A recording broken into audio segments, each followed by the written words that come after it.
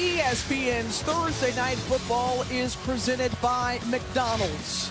On a brisk fall night from Normal, Alabama, just outside of Huntsville, it plays home to the Alabama A&M Bulldogs in their final home game of the regular season as they host the Grambling State Tigers here from Louis Cruz Stadium.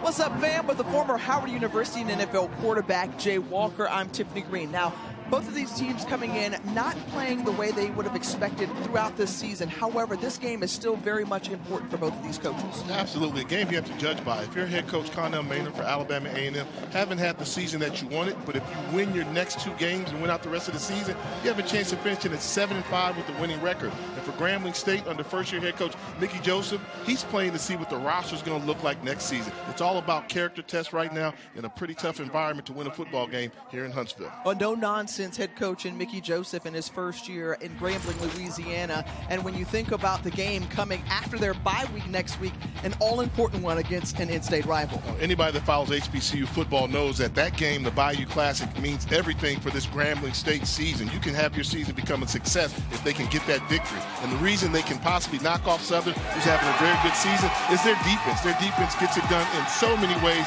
Behind the line of scrimmage, tackles, interceptions, they can hurt you, a lot of different factors. But Andrew Jones is that guy, an NFL caliber linebacker that leads the team in tackles. He's going to have to show up big for the Tigers tonight. And expect that he'll be busy tonight against Connell Maynard's crew. When you think about the season that they've had, the offensive numbers that they've been able to put up, yeah, they're going to finish their season out on the road.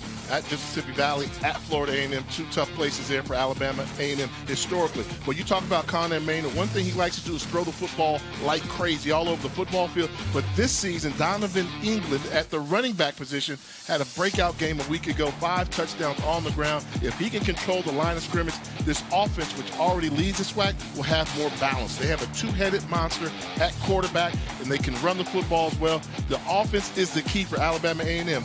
Points come at a premium. When you think about last week's performance against Arkansas Pine Bluff, they put up 52 points against the Golden Lions. They come in off an impressive win, along with Grambling, who notched a victory against Alabama State, a very solid Hornets team down in Montgomery, Louisiana. Or Alabama, correction. I got thrown off the Louisiana-Alabama part there as we are underway. Grambling wins the toss. Alabama A&M sees that one go into the end zone for the touchback. So they will begin the opening drive of this game from the 25-yard line. You talked about the dual quarterbacks that we have seen for Connell Maynard. Actually, it's been scrambled in 3 different types of quarterbacks. However, Cornelius Brown, the fourth, Quad, as they like to call him, is getting the start tonight. Quad Brown is a guy that's been tested throughout the college football landscape. Started off his career at Georgia State, transferred to UT Martin, then transferred to Alabama A&M, was on the backup reserve at the Magic City Classic versus Alabama State, came in, gave him a spark, and then was pulled again. So it's been up and down. He has all the tools, and all Coach Maynard says is, we just want him to do what we tell him to do, and he can win this football game. Starting off looking for a pass, giving chase as Jaden Hardy rushed out of the pocket, and his first pass is incomplete. Well, he was 9 of 12 last week, completed 75% of his passes for just 65 yards through the air. He came in for Xavier Lankford, who we may very well see, but Lankford, who had a couple of turnovers, and Quad Brown has been ready when his number is called. And that's what you have to do. If you're Quad Brown, realize this is an audition. This is an audition for me to go out the last couple games of the season and show that I can be the leader of the Bulldog offense, not only the rest of this season, but for next season as well. David Jones making the tackle on Keenan Hambrick, gain of 5 yards. That's going to bring up 3rd and 5, and he's been kind of a go-to guy for all the quarterbacks this season in Keenan Hambrick, number 6. He is lined up to the bottom of your screen. And the junior signal caller looks to the sideline, readies. Takes the snap on 3rd down. Feels the pressure, and he's brought down.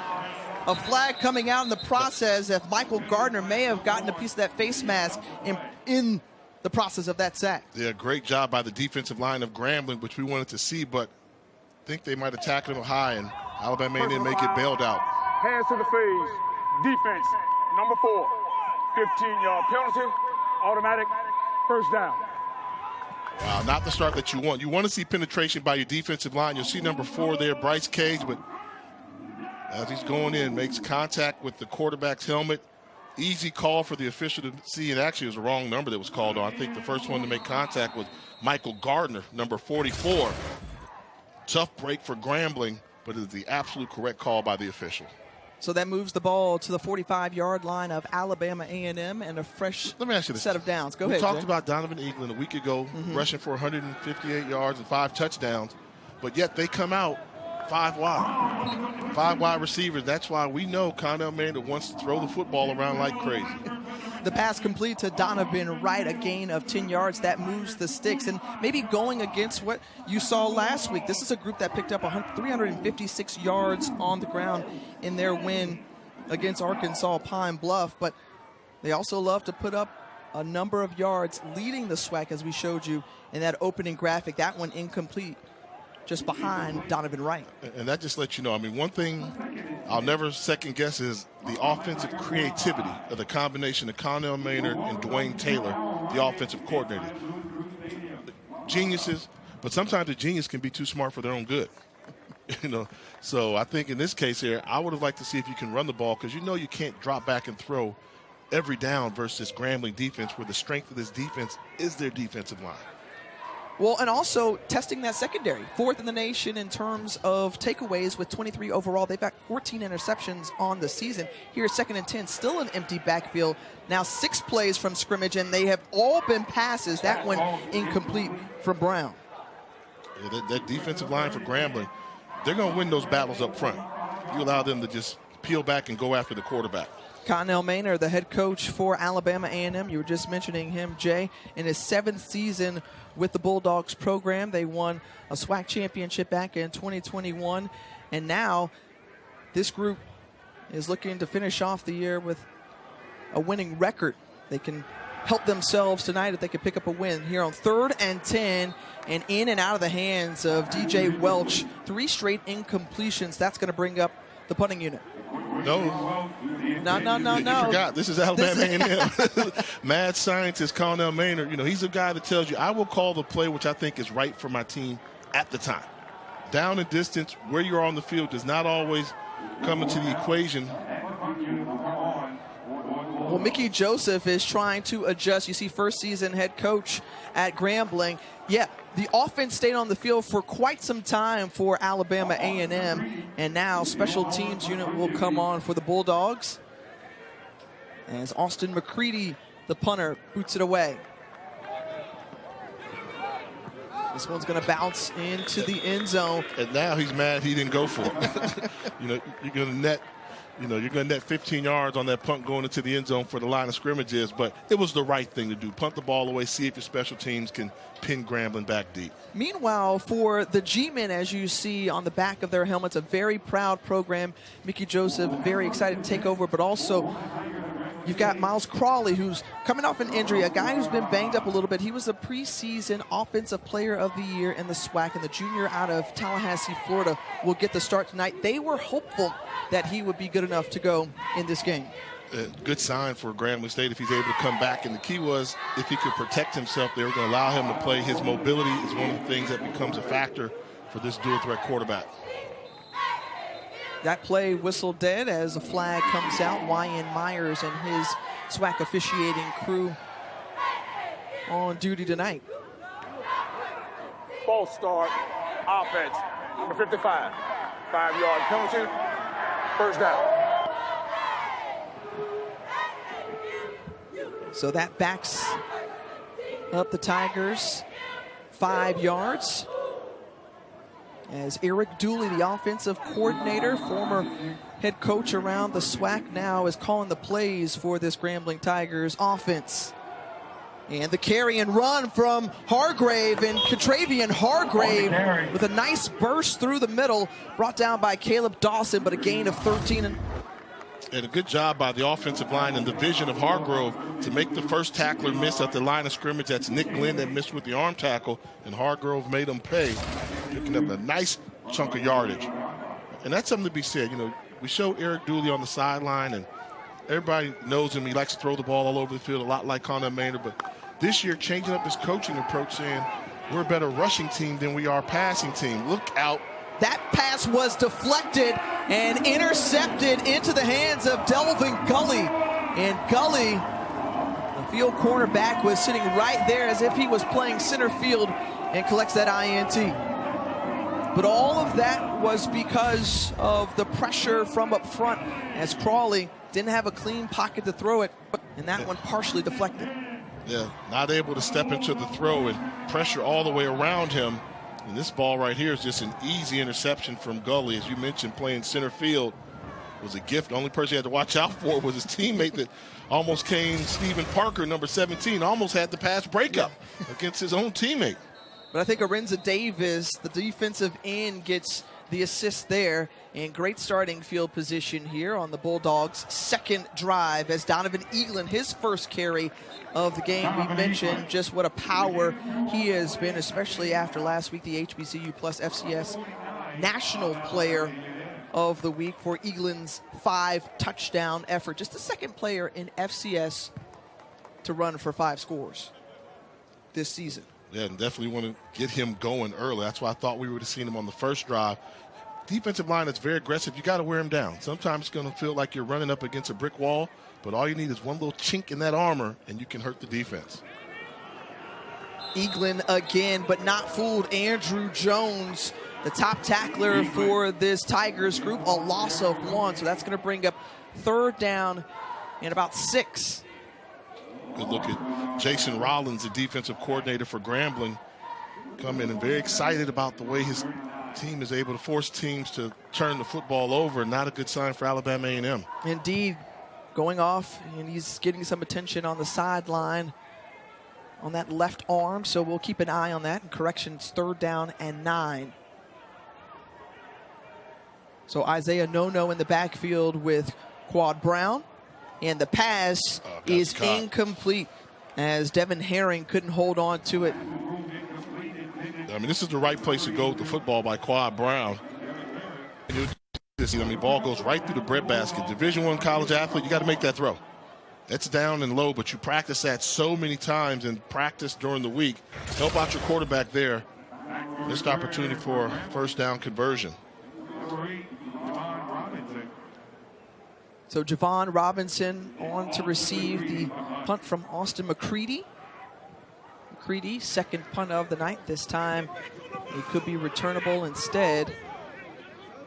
Robinson just watching it bounce inside the 20. I think it's going to be down at the 19-yard line after a 33-yard punt. And the Grambling State Tigers will try to get their offense going on their 2nd possession when we return. Timeout.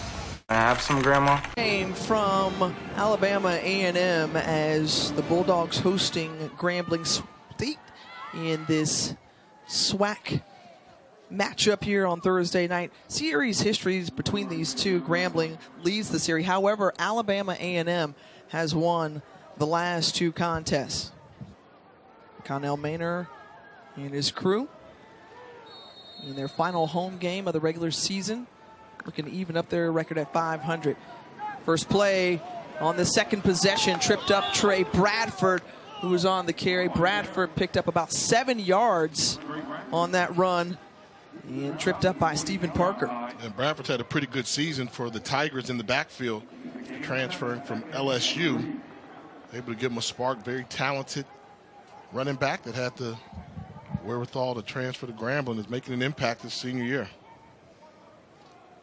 Bradford, one of many in that portal party, if you will, as off his back foot, feeling pressured, completes it. Jalen Johnson, and Jalen Johnson makes a move down the sideline, 40, 30, 20 into Alabama A&M territory. He's trying to reach the end zone, and he steps out of bounds. Marvin Smith, who made that tackle after that 68-yard catch and run from Jalen Johnson. You talk about a guy that can really get it going. They called him a quarterback's best friend because you can throw the ball short to him and he can make you miss in space. And you saw it right there. Made the catch. One guy missed, turned on the Jets, and fantastic run after the catch. Just stepped out on the 7-yard line to stop it from being a Grambling lead. The redshirt junior out of New Orleans now has the Tigers inside the red zone.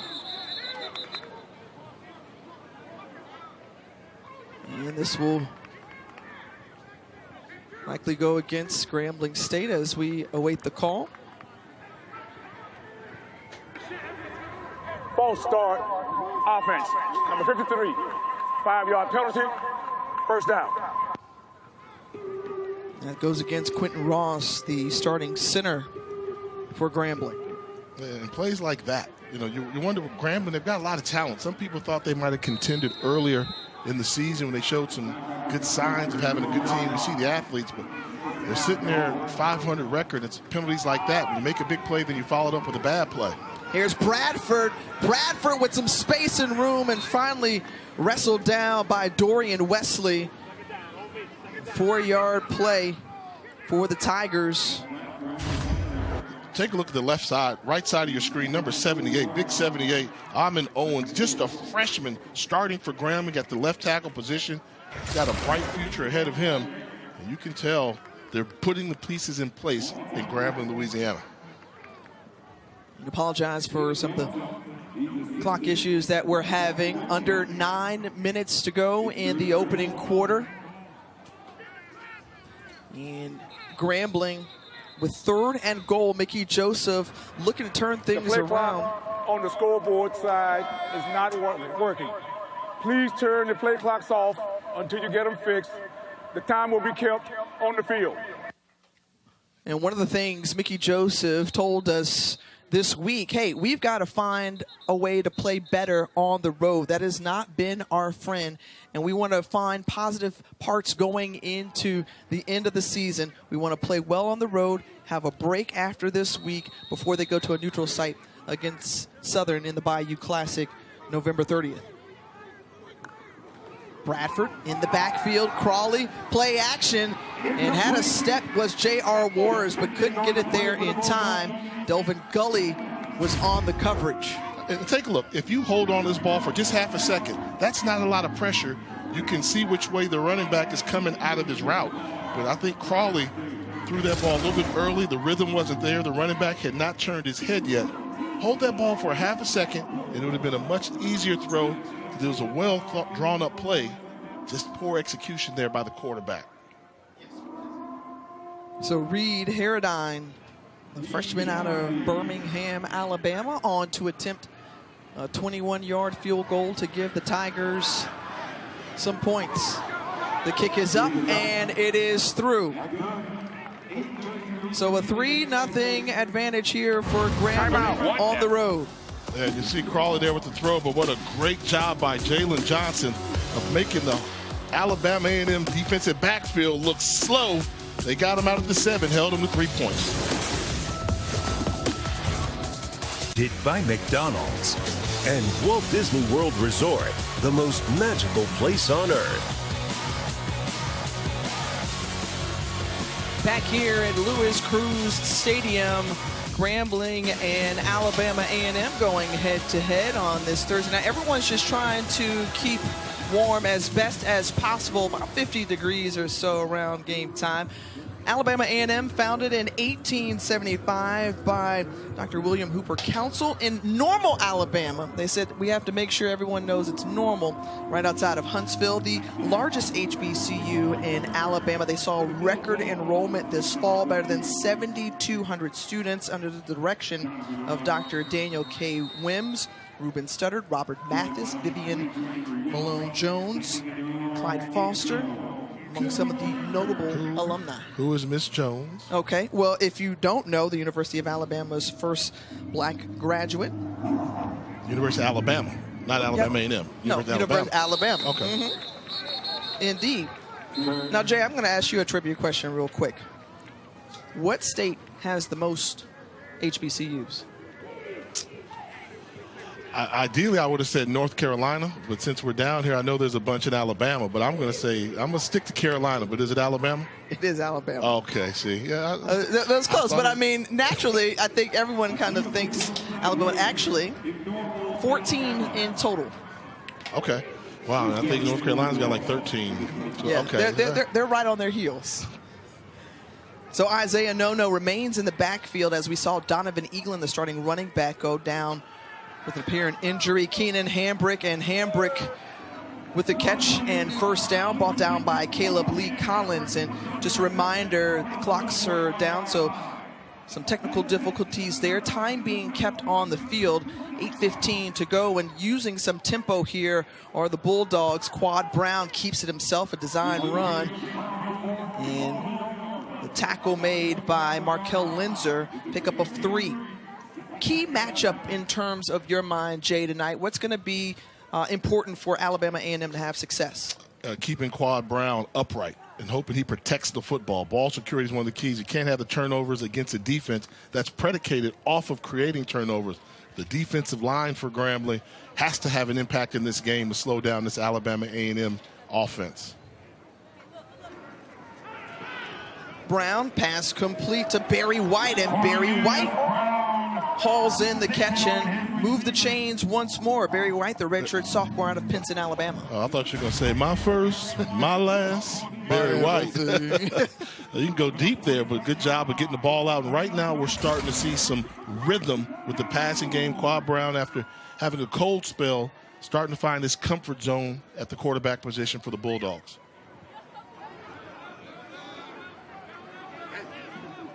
Takes the snap in shotgun, and Brown looking, some pressure from behind, goes underneath once more to Barry White, runs over Andrew Jones, stays on his feet, and gets a couple more yards.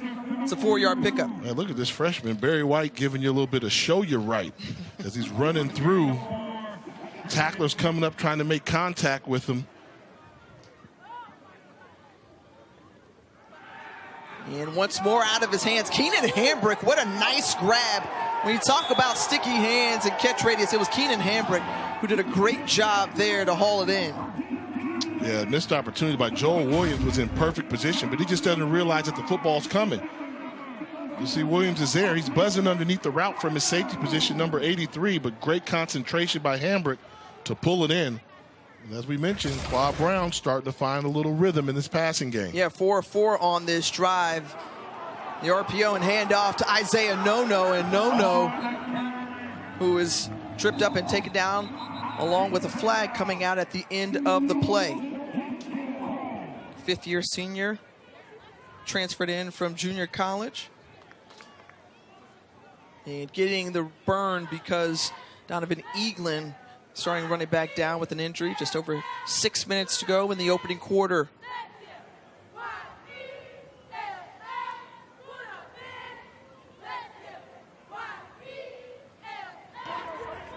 The result of the play is a first down. After the play, unsportsmanlike offense. Number 76, 15-yard penalty, first down. That goes against the left tackle, Carson Vincent. Vincent, who is one of the leaders along that line, the senior who is also being That's number looked at 76, first unsportsmanlike towards disqualification. as an NFL prospect, is Carson Vincent. Yeah, they say every team has been in here to take a look at him. He's got great size at 6'6", 305 pounds, nice footwork. Hurting his team there in that situation, but fortunately for the Bulldogs, it was after the play was over, and they've got a fresh set of downs, 1st and 10 from the 40. Brown patiently looks Keenan Hambrick again, who has been among his favorite targets on this drive, brought down by Andrew Jones. So another good gain for Hambrick, 14 yards, and he's got good hands and the ability to keep this offense going. They find number 6 in maroon once more. And you almost think that Mickey Joseph and Grambling need a timeout. I mean, Alabama A&M has them on their heels. They're keeping them off balance. They're disrupting them. They're creating their own pace with the tempo. And Grambling at times is looking lost, like they don't know what coverage to get into. What does defensive coordinator Jason Rollins do to slow down Quad Brown, who's had 6 straight completions on this drive? They do something that they normally don't do, send a blitzer after. Offside defense, number 9, 5-yard penalty, first down. Yeah. So I think part of the surprise might have been they expected Alabama A&M to come out and run the ball a little bit after their performance. And will be kept on the field. and they're anticipating the run a little The play bit. clock but is now operational and will be kept on the play clock. But now Alabama A&M is doing a good job of a balanced attack, throwing the football and running the football. Looking for Hambrick one-on-one. A little contact there with David Jones with the ball thrown out of bounds. And after 6 straight completions, a first incompletion there from Quad Brown on this drive. And just one-on-one matchup, and Brown kind of slows up a little bit. Well, Brown was anticipating Hambrick was going to take off a little bit more, and slight communication disruption there. But when you're this close to the red zone, no room for error. Where you see just the numbers that Keenan Hambrick has put up this season within the Southwestern Athletic Conference, and one of the top receivers throughout the year. He's in motion. Nono with the handoff up the seam, and Isaiah Nono into the red zone. 9-yard gain and a fresh set of downs. Yeah, good job, because Grambling actually anticipated that this play was coming. You saw Andrew Jones, the inside linebacker, move the defensive lineman in a better position, but just a better job of running by Nono in the backfield. Pick up the first down for the Bulldogs. 10th play of the drive on the way for Alabama A&M. Under 5 minutes to go in the opening quarter. And Quad Brown calls his own number, the RPO, and slides forward. Wherever he was down, they're going to call it at the 6-yard line. So the momentum, there's a rhythm to this offense and a good balance, as you've mentioned. And Jason Rollins has to find a way to try to disrupt Connell Maynard's flow if they can and try to keep him out of the end zone. Yeah, and allowing Quad Brown to be comfortable, do something to take him off his comfort. And look at this. Wow. Self-inflicted. Impressive drive going down the field, and then they can't handle the snap from the center. Ryan Myers III, part of our officiating crew. And no call from him as he let us know that the play clock is working again on the field. So a loss of 6 after not being able to handle the snap. Looking to the sideline. And we're back up and running with the clock as well. One-on-one on the bottom of your screen with Hambrick. You can take advantage of that matchup, hold that safety there. He's looking for Hambrick instead. Quad Brown outruns, but some laundry flies out in the process of the play.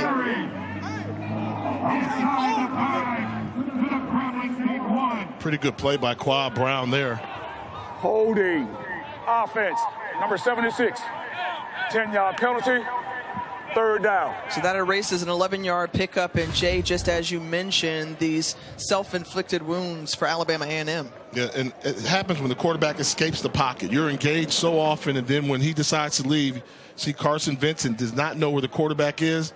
Defensive end tries to get away. He's holding on to the jersey. They call the hold. Tough break. So instead of being on the 6, now on the 22-yard line of Grambling, 3rd and 20 for the Bulldogs. Second penalty on the drive against Carson Vincent. They were able to overcome the first one with the unsportsmanlike. Let's see what they can dial up now on 3rd and long. Feels the pressure and brought down.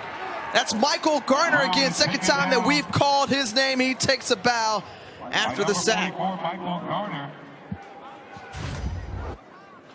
All right, take a look here, Garden. They do a little swim move there, and he starts off at the defensive end position, does a swim to the inside, comes up the A-gap.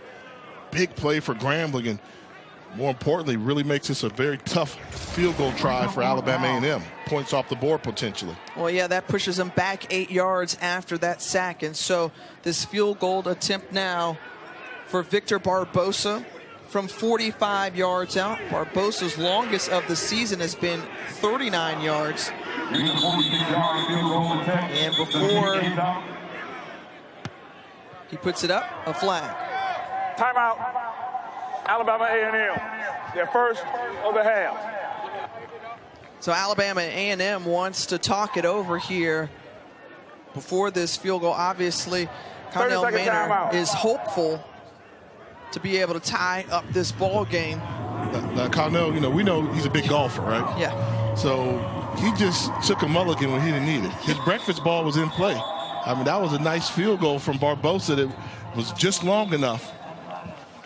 He called the timeout now. Let's see if Barbosa has the mental fortitude to stay strong and stay focused on the job.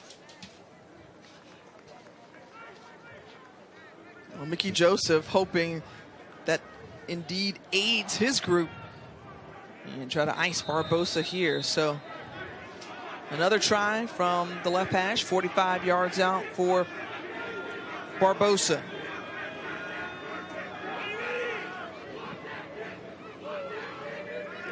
Creedy with the hold. Barbosa, does he have a leg? And again, yes, he does. The field goal is good, and we're knotted at 3 apiece. Timeout. So Alabama A&M got what they needed. Would have wanted to net 7. However, they come away with 3 after that field goal from Victor Barbosa.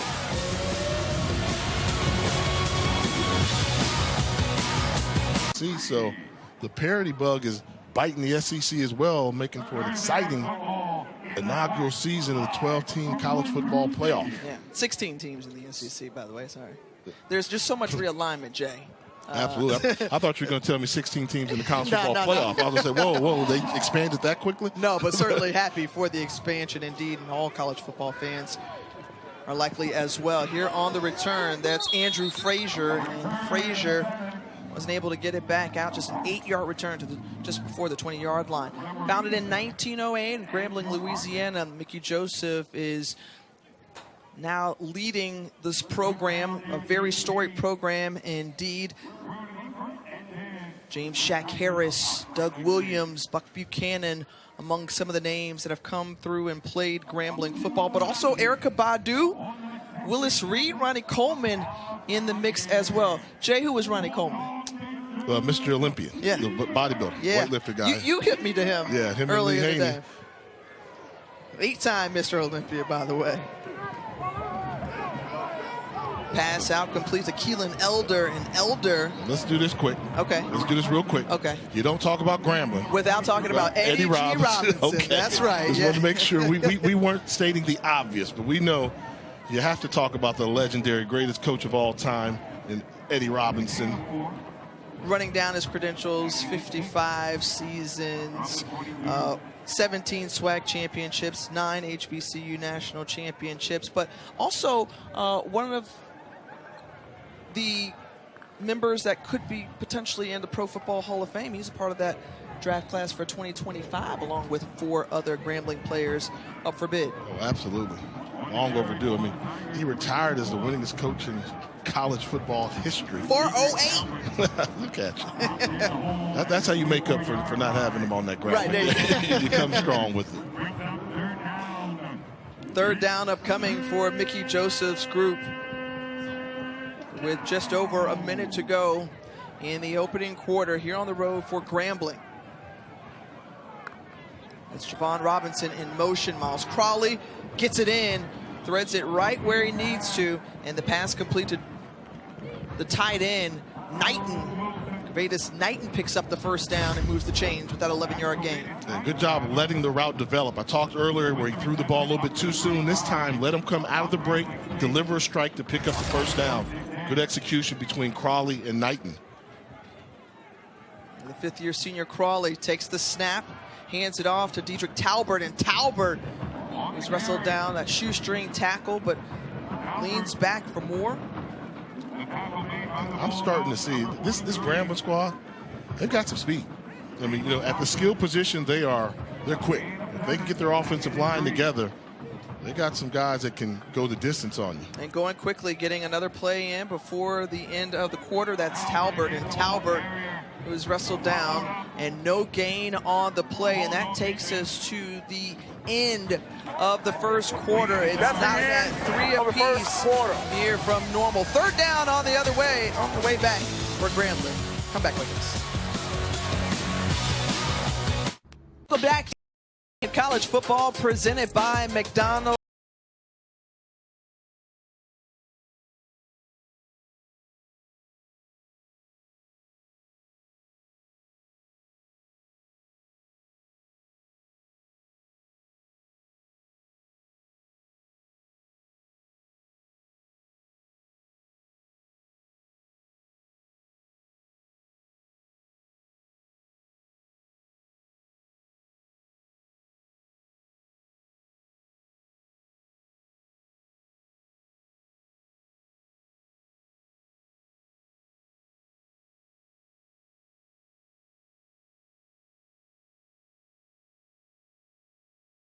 SWAC. They talk trash in this conference, right? So if Grambling can beat Alabama A&M tonight, they can call themselves Alabama State champs. Because they knocked off Alabama State this year as well to kind of derail their season. Indeed, and that was a great play in the backfield by Alabama A&M. A loss of 3 on the play. Big number 93, Dorian Wesley, was that big disruptor. Yeah, coming from his nose tackle position there, you'll see him just outside the line of scrimmage, and a good job of the rip move underneath, and then gets his hands on the running back. That's how you play firm against run defense. Dorian Wesley, Richard Jr. out of Flat Rock, Michigan, forces the punting unit to come on for Grambling. Aradine on the punt, or Schifano, Johnny Schifano there punts it away. And it takes a wonderful Tiger bounce inside the 5, 56-yard punt for Johnny Schifano, and that is exactly how you would love to see it drawn up and executed if you're Mickey Joseph and company. Yeah, that's why when you have that rugby-style kicker, if you get a chance to run up and catch it, not sprint up, but run up and make the catch, you can save yourself 15, 20 yards in field position. But great execution by Grambling. Well, here's the difference in terms of the ground game, or ground effect, if you will, for Alabama A&M. In wins, better than 300 yards.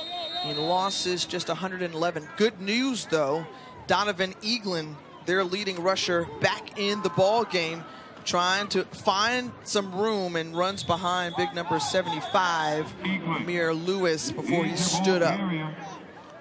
Picked up about 3 or 4 on that play. And with an offense that averages, 250 yards a game, throwing the football, if you can have that additional balance of being a truly balanced dual threat offense, then Eaglin's that guy that can do it for you. See the numbers from a week ago. They want to see if they can get him going. SWAC Offensive Player of the Week. With those 5 rushing touchdowns against UAPB. Go back to Pine Bluff. Run the ball again. See, I go back to him. Well, they go to him in another sense.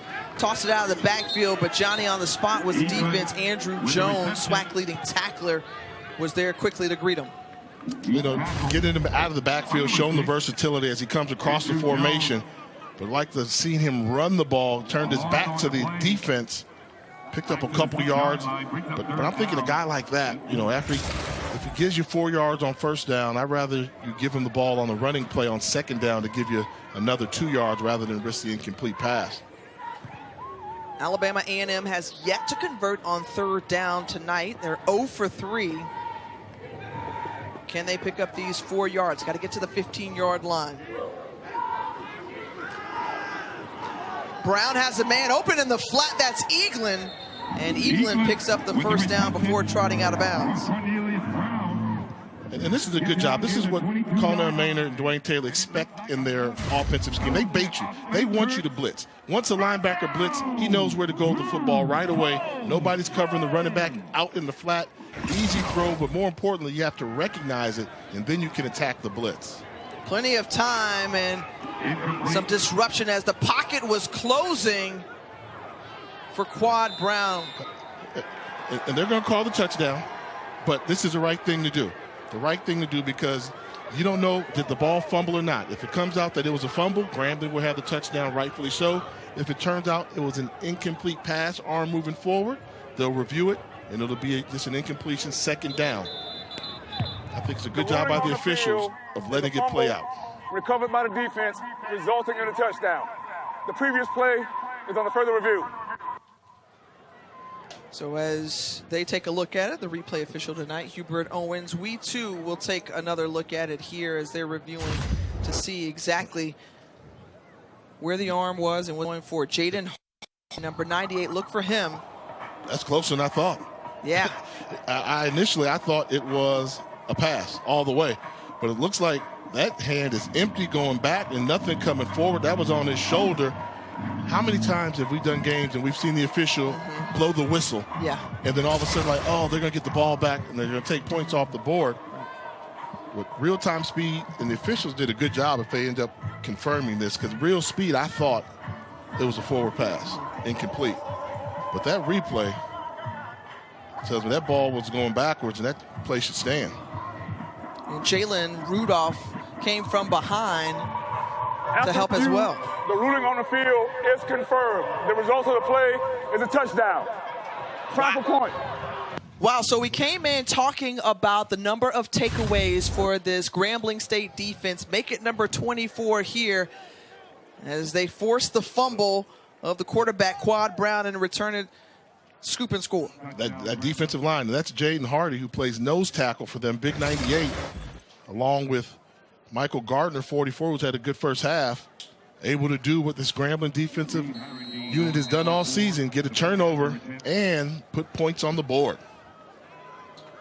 Well, top 5 in FCS in takeaways this season. And that gives Grambling the edge once more as that one whistled dead. Flags come out. False start, offense, number 85. 5-yard penalty, try for point.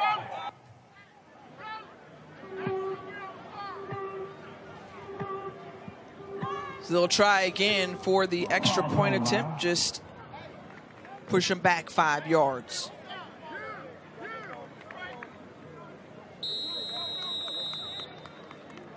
Aaron with the point after attempt now, after the penalty. And once more for Herodine.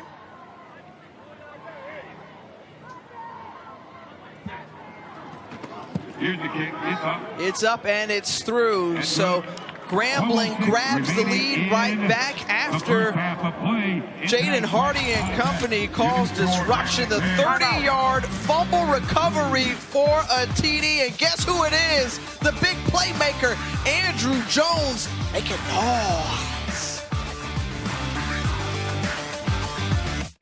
On this Grambling State defense and the way that they have played this year. Again, top ranks in interceptions, takeaways, and defensive touchdowns this season within the Southwestern Athletic Conference. And they are 4th best in the nation in terms of overall takeaways as they added to that number on that last drive for Alabama A&M. Fumble and scoop and score to give them a 10-3 lead here on the road. What a benefit it is as a team. This ball's going to be a penalty as it's kicked directly out of bounds. Shouldn't happen when you're on the road trying to do it, but as an offensive unit, if you know your defense can help jumpstart you every now and then, you get off to a slow start, don't worry about it. We won't be trailing because the defense will put some points on the board for you. Good job by this defense led by defensive coordinator Jason Rollins. Kicking team, number 96. The ball will be placed. I'll tell you, when you look at Grambling State and The their ball will be early placed wins at the 35-yard line. First down, Alabama A&M. this season, you know, they kind of turned some heads when they beat Jackson State back in September. They were able to kind of gain some momentum because many question, well, just what did Mickey Joseph have down there at Grambling? A number of players who transferred in, so trying to establish a culture. And thus far, they have had a defensive identity. Another drive here for possession for Alabama A&M, but the defense has looked strong and solid and has held them upright this season and kept them in games. And let me poke the bear a little bit. You know, the Grambling fans are a little bit like Cowboy fans. You know, Dallas is not that far away from Grambling, the closest big city there. You show them some signs of life, and they're going to run with it. They're going to this college football playoff. They're going to win the SWAC. So they got that big win, and I had players that went to Grambling. The G is back. We're back. We never went anywhere. We're back, and that's a proud bunch. They have high expectations, but haven't heard from them folks in a long time. SWAC in particular. So but they had some high hopes, but I will say it does look Big like play there as Josh Darling takes down Quad Brown. And again, Jay, didn't mean to cut you off, but the defense keeps on stepping up. And I was just going to compliment them. Hey, they do have some pieces here. This may be not the year that they thought they were going to have, but this is a defensive line. If you look at Grambling, they rush 4, they'll get 5, but that 4-man rush, then the recognition to chase down the quarterback by Josh Darling once he realized the front four made him escape. It's all led by this defensive line. They've got a good bunch. Now that pushes the Bulldogs back into a 3rd and 23 situation. Got to get all the way to the 45-yard line. The Bulldogs to keep it going. And again, getting that pressure. Bryce Cage giving chase and along with a number of white jerseys as that pass is incomplete. But bringing the pressure from all direction, and Jason Rollins' crew does his job again. Yeah, good job of just getting pressure to force him out. Really impressive the fact that more often if you score a touchdown on defense and you have to go right back on the field, but now they came back and said, hey, let's go right back and get after him some more. The pressure on the quarterback and the big hit on the incomplete pass. On the punt for the Bulldogs.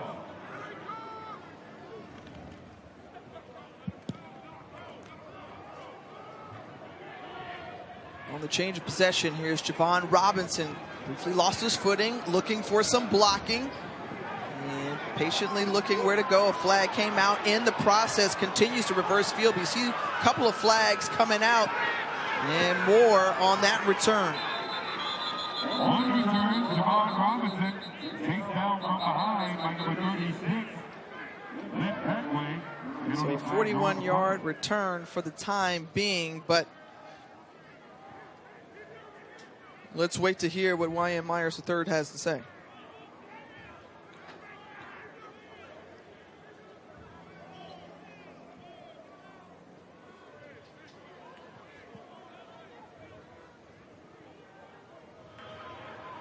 There are 2 fouls on the play, both against the receiving team. Holding, receiving team, number 17. That penalty is declined. Holding, receiving team. That 10-yard penalty will be enforced from the spot of the foul. First down, Grambling. Unfortunately, going to wipe out a great return by the bunch from Grambling, and we'll take a look and That'll keep the Tigers back across midfield. Their own 40-yard. the hold right there on maybe 48 on about the 45-yard line.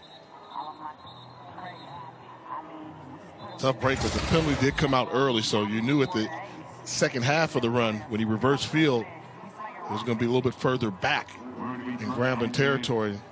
Wipes out, as I've mentioned before, a really good punt return. For Miles Crawley, who has been a leader for this group, playing in his 2nd SWAC school, started his career at Alabama State, now at Grambling. First down, pass complete, and his man was in motion, caught him in stride, and Marquise Harris, the tight end, first time he's been targeted tonight, 19 yards. Yeah, this is a really good play. They have a trips formation to the left side. They're going to flood the zone. He has to come all the way across the formation, so in order for him to do this, look at the protection the offensive line has to give. He starts off on the far right. He's got to clear it. Look at that clean pocket right there. Oh, man. You get protection like that, you go back and you tell your O-line, fellas, y'all keep doing that. I'm going to keep doing this. Crawley, again, this time hands it off to Keelan Elder. Elder along that left side, has some great blocking, still on his feet. And a great determined run brought down by Arinza Davis, but the grad student out of Dallas, Texas, long-term player in this program. Coach said, look, he's been around for like 6 or 7 years. Old man run here. Absolutely. And look at the spin move and the balance. Get to the outside and keep the balance. One of those great running backs that we see come out of the state of Texas, Duncanville High School, national powerhouse program. He was one of the guys that really started that program to national emergence. And I'm telling you, very impressed with these skill guys from Grambling. Stays on his feet again, catches his balance on his fingertips, and Keelan Elder, boy, he's just one of those guys. It's a great Grambling story in terms of heritage. His father, Ramon, played at Grambling, got his engineering degree. Said, look, I'm just trying to follow in that great legacy and footsteps that my dad set forward. They've got a really tight bond. Even watched them do a little something like Ancestry.com to see where they came from earlier in the year. In another game, I mean, like, there's strong roots there. They have a term they use down there called Gram Fam, and they mean it. I'm going to say probably more than any other HBCU out there. Grambling family connection is big. flipped out of the backfield, and Elder could not hold on to it, so they went to 23 and white 3 straight plays. This one incomplete to the running back, Keelan Elder. Personal foul, roughing the passer, defense, number 12, 15-yard penalty, automatic first down. Goes against the Sam linebacker, Marvin Correction. Smith. Half the distance to the goal, automatic first down. Took 2 steps, you know, and that was a push there. Took 2 steps. It wasn't a vicious hit, but they're just trying to establish you're not allowed to get those 2 steps against the quarterback. Good job of acting as well by Miles Crawley, because that shove was not hard enough to send him to the ground. So instead of not converting on 3rd down, first set of downs inside the red zone. And let's see what the mastermind Eric Dooley draws up for this Grambling offense.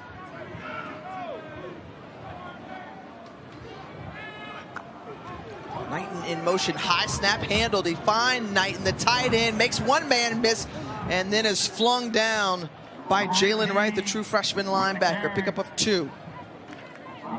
Utilizing the tight end, Knighton there, good play call, but I still think right now the hot hand is Elder running the football. He's running with that balance, keeping it going. The offensive line, that's where they get their biggest push from.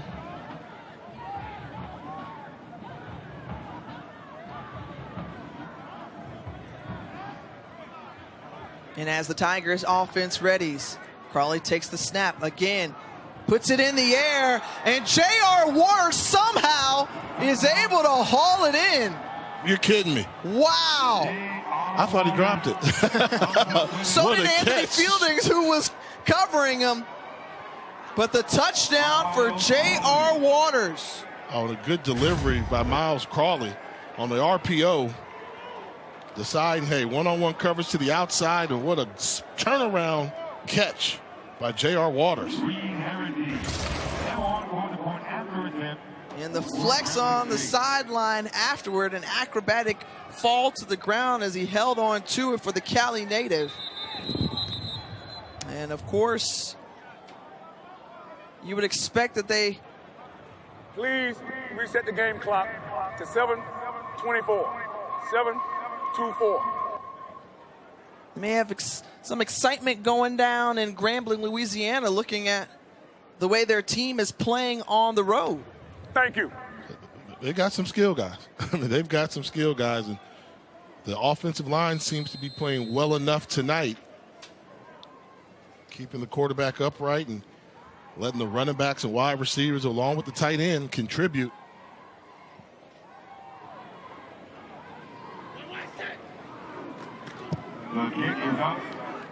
After it was knotted at 3 apiece, it's been back-to-back touchdowns for Grambling. 14 unanswered points. Miles Crawley doing his thing. Take advantage when you got a 6'3" wide receiver on the outside. Just throw it up and let him make a play. Against the Bulldogs of Alabama A&M, as Miles Crawley connecting with J.R. Waters. 6 plays, 60 yards, and a 2-score advantage for Mickey Joseph's group on the road. And I'll tell you, there was a conversation that we had with Coach Joseph, you know, earlier in the week, just in regards to what the season has been like in his first year with the program. He says, look, we've had some ups and downs throughout the year, but we've handled things fairly well. We could handle some things better, and right now they're handling the Bulldogs very well on their home field. Let's take a look at this week's college football playoff rankings, brought to you by... Run it back, because they're 1-2 in the country. Prior to that graphic, we saw the kickoff that was going out of bounds, and Alabama A&M would have got the ball on the 35-yard line. Instead, the return man ran up there, the ball ricocheted off of him out of bounds, and they start off with the ball on the 7-yard line because Donovan Wright, the return man from Alabama A&M, mental mistake, trying to run over there and field the ball that was going out of bounds clearly. You see the look on Connell Maynard's face. He just wants to see some signs of life, especially from this offense led by Quad Brown. Pass high, and it goes to Donovan Wright, just as you spoke of. Nice little That's how you make up for it. Yep. Sorry about that, Coach. Like running backs, when they fumble, they tend to run harder when they get the ball rest of the game. Well, mental error by Wright. Did a good job of making the catch and then accelerating, getting upfield in a hurry to pick up the first down. Gets it out quickly. Hambrick on the receiving end, and Blake Davis quickly there for the tackle. We'll tell you one thing that we have been impressed with all night is the defense for Grambling State, but especially that defensive line that's gotten pressure on Quad Brown seemingly at will at times. Yeah, because Grambling can be hard-headed. They'll bring 5 every chance they get, but they really like just having a 4-man front and allowing the linebackers to react. And by doing so, they've got linebackers with good instincts. When you're talking about Andrew Jones and Josh Darling, Jamal Jordan, who stepped up. And I think as this third down play comes up, we'll kind of show you what we're talking about. They'll have their front 4, and they'll have their 2 linebackers. Grambling plays a 4-2-5 defensive front. So the 4 linebackers are there, but look how close the 2 linebackers are in the middle. They'll hug the line of scrimmage, and if they get a key that tells them to blitz, they'll blitz. And if they get something that tells them run, they're so close to the line, they can get there as well. It's kind of a unique scheme having them play so shallow and just reactionary football. Well, Bryce Cage is there. 4th sack of the night for that Grambling State defense. The pocket collapse. You got the pressure, loss of 5, and 4th down. Yeah, a great job of isolating on the bottom side of the thing, getting the one-on-one matchup, and he does a fantastic job of beating his guy to the inside, not allowing the quarterback to break contain. Bryce Cage with a grown man sack. 8.5 sacks on the season for Bryce Cage out of Baton Rouge, Louisiana. So the defense has more than done their part here tonight. Looking like Buck Buchanan. Yeah. You know, you could do that for every Grambling player that makes a great play, you can say that. So when I saw the touchdown earlier, I was going to say, looking like Jake Reed. Try that for the rest of the game and see who these guys remind me of, and have a little fun with the past and present of Grambling football history. Talk about a proud program. Well, they're shining right now down here in Huntsville, Alabama. Normal, it is.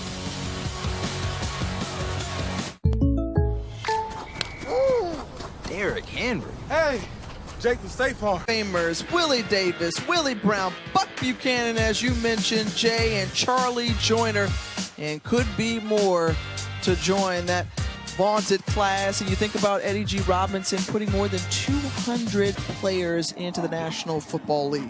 Which HBCU is tied with Grambling for the most Pro Football Hall of Famers?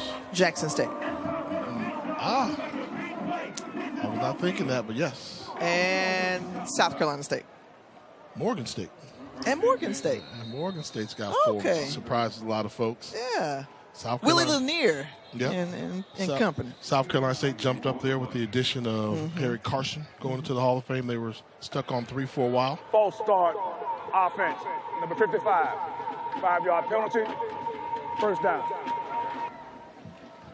We could absolutely make the case that Grambling could have more. Oh, yeah. I think Tank Younger, Jack Tank Younger is up in Everson Walls. Everson Walls, for sure. Defensive back that was there. I mean, Doug Williams. Doug Williams, of course. What they had to overcome. Super Bowl 22 champion, Doug Williams.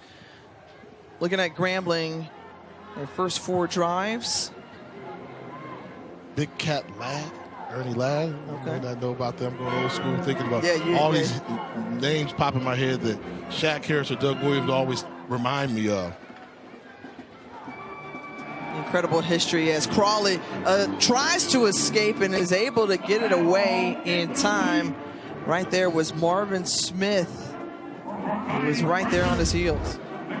And good job of getting rid of this football here, but we're starting to see Alabama A&M get some pressure on them, and that's Marvin Smith, number 12, that gets him. And a good job. Once you're outside the tackle box, if you can throw the ball, all you have to do is cross the line of scrimmage. Nobody has to be in the area. So he showed the strength, the arm strength, with somebody draped around his ankles, able to get the ball past the line of scrimmage to just make it an incomplete pass. Smith, the senior out of Loganville, Georgia. It's 2nd and 15 for Grambling State. From their own 24-yard line, man in motion. That's Robinson. 4 wide receivers. And spinning out, trying to get away from the maroon jerseys, and once more heaving it up and out of bounds. And again, you talked about the pressure that A&M is bringing.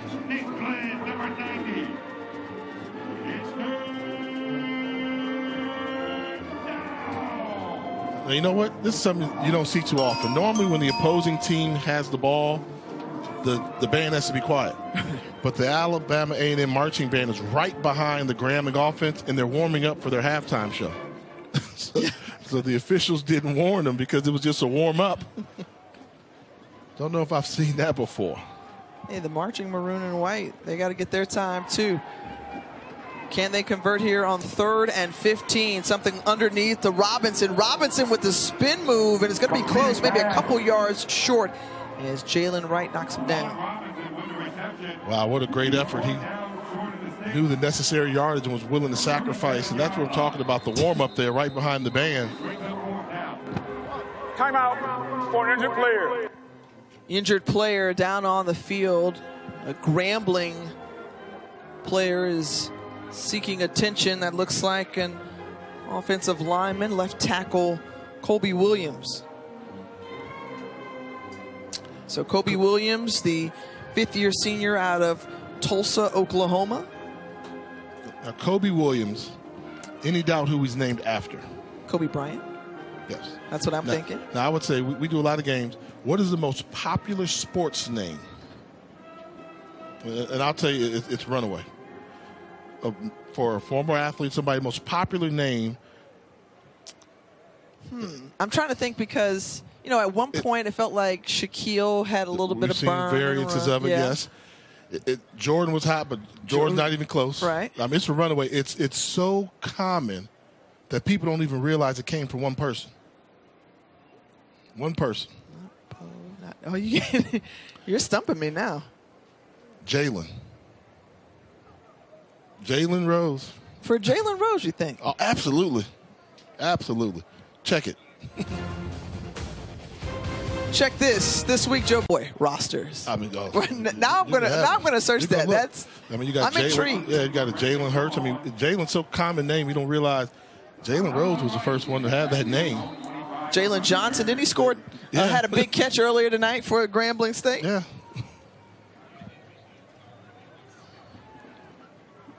They punt it away here. Does the Tigers, and nowhere to go on the return for Donovan Wright as he's flung down to the ground near zone 25. While we have this opportunity, Jay, your HBCU power rankings this week. Well, I mean, South Carolina State, you can make the argument who's better, South Carolina State or Jackson State. You know, that's MEAC versus SWAC. Looks like they're heading for a showdown, possibly, but Southern has something to say about it. Southern not winning pretty, but they're just winning. They just continue to win. North Carolina Central holds the number 3 spot, won't drop them that low. Florida A&M letting them hang at number 5 because nobody wants to step up and take the 5th spot for them. And then on the bubble, I always say I'm going with Big Blue down there, Eddie George's squad. Tough conference, but they're playing pretty good football. Play action pass completed to Quadrian Welch, and Welch with the first down catch brought down by Linzer. Yeah, we could be on a collision course for Jackson State, South Carolina State in the Celebration Bowl, which would be a rematch of the 2021 Cricket Celebration Bowl. Here on 1st and 10 for Alabama A&M, and Eaglin trying to move the pile, and a hard-earned 3 or 4 runs on that yard. And I'm giving your school warning. Right? One more ugly loss, one more barely win, then I'm dropping them. All right, just gonna make it that simple. Fair enough. Thank you, Jay. So 2nd and 7 here. But don't sleep on talk about winning ugly as well. I mean, Southern University, they have a chance at hosting the SWAC championship game if Jackson should stumble at all. Jackson State's got a tough remaining schedule as they take on Alabama State as well as Alcorn. So not quite so fast to crown Jackson State, although T.C. Taylor has the Tigers playing good football. Timeout. Alabama A&M. Their second of the half. Well, you think 30 about second timeout. when we had an opportunity to see Jackson State earlier in the year, one of the things that T.C. Taylor said was that this Alabama A&M team is very much dangerous. Remember, they kind of got their footing in that second half and put up 38 points against the Tigers and almost rallied back to victory against the SWAC East leaders. Yep, and then they did it again against Alabama State in the Magic City Classic. They looked terrible in the first half, down with 24-3 or something like that. Came back and made it a one-possession game with an opportunity to take the lead. So for Alabama A&M fans, you're hoping, like, what do we have to do to jumpstart this team? We don't get slow starts. But the good thing is, if you can make it close, you guys normally win the second half of football games. Well, they're down by 2 touchdowns.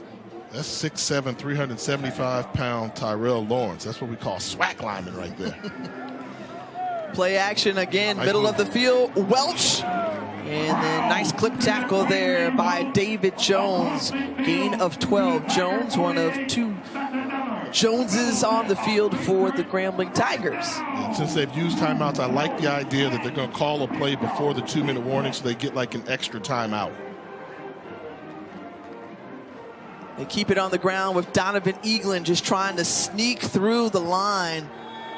And does so effectively. Strong run there from the Houston native as that brings us to the 2-minute timeout. So Alabama A&M trying to cut this lead down before it went into the locker room.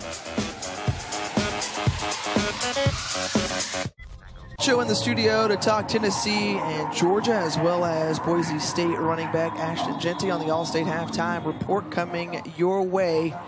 But first, the marching maroon and white, they're also readying for halftime as well. If you want to see their full performance, just switch over to ESPN3. The Bulldogs trying to pick up a score before heading into the locker room.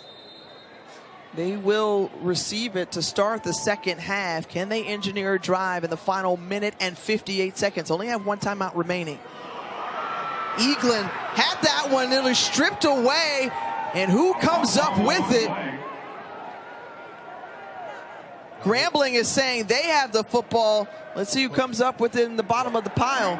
What a great job by Andrew Jones, timing up the snap and shooting the A-gap on the blitz. We talk about how close they hug their linebackers to the line of scrimmage. There's a fumble recovered by the defense.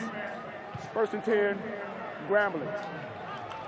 Jaden Hardy, who comes up with the fumble recovery. Remember, he caused the fumble earlier in the game as well. Yeah, and let's take a look at how this happens. You can see a great job of timing up the snap and shooting the gap, causing disruption in the backfield. This is what a great linebacker does, and Andrew Jones reads the keys, gets there before the quarterback, running back exchange. Big play for the Grambling State defense. Again. That's what they do, right? Top 5 in the nation in turnovers. And thank you. Throwing that number tonight, really coming up with some big plays. 2 of their 25 have come tonight, so it gives their offense another chance to try to poke in another score before the end of the half, as Javon Robinson with a 15-yard pickup in another first down. Robinson showing the good balance again, looking like Charlie Joyner. Another great for Grambling. Just going to keep on doing it. Flung in and dropped from Jalen Johnson. And pass is incomplete. 8 of 13 tonight for Crawley, 126 yards. Offense. Number 53, 10-yard penalty, 1st down. Quentin Ross whistled for the hold. Yeah, he's the center and blitzing linebacker, and just got to move your feet. And that's one of those cases like in basketball, get in front of him. He just tried to use his arms and grab him. And that was Demetrius Biombi, inside linebacker for Alabama A&M, that caused the holding penalty. So 1st and 20, 2 timeouts remaining for Grambling from their own 49-yard line. Crawley gets it away before he's hit, as delivering the blow was Arinza Davis. Pass incomplete. And it's the pocket there. Just a great job of getting by his man, Arinza Davis, the freshman from Mobile, Alabama. Comes up with the pressure on the quarterback, and I think at this point, if you're Grambling, you call a conservative play here, maybe a screen or some type of running play. You want to keep the clock running. Don't give Alabama A&M a chance to get this ball back. That's a call. Bubble screen, just like a running play there. If Alabama A&M wants to call timeout, they can, but if they do not, you can run some clock. Timeout. Grambling, your first of the half. 30-second timeout. I don't get that. It's third down for you. You got a minute to go. You call timeout. So if you don't get it in this situation, you don't convert, then Alabama A&M can call timeout and get the ball back with a minute or 55 seconds left. Well, while we have this timeout, let's let you in on the HBCU Band of the Year rankings coming into this game. North Carolina A&T, the #1 spot. They are the team to knock off Florida A&M. Also in the thick of it, Jackson State, Bethune-Cookman, Norfolk State. But how about there, the world-famed Tiger Marching Band from Grambling State coming in at number 10. Yeah, and number 8. I mean, you see a heavy influence of SWAC bands here, obviously. And SWAC bands are huge, absolutely.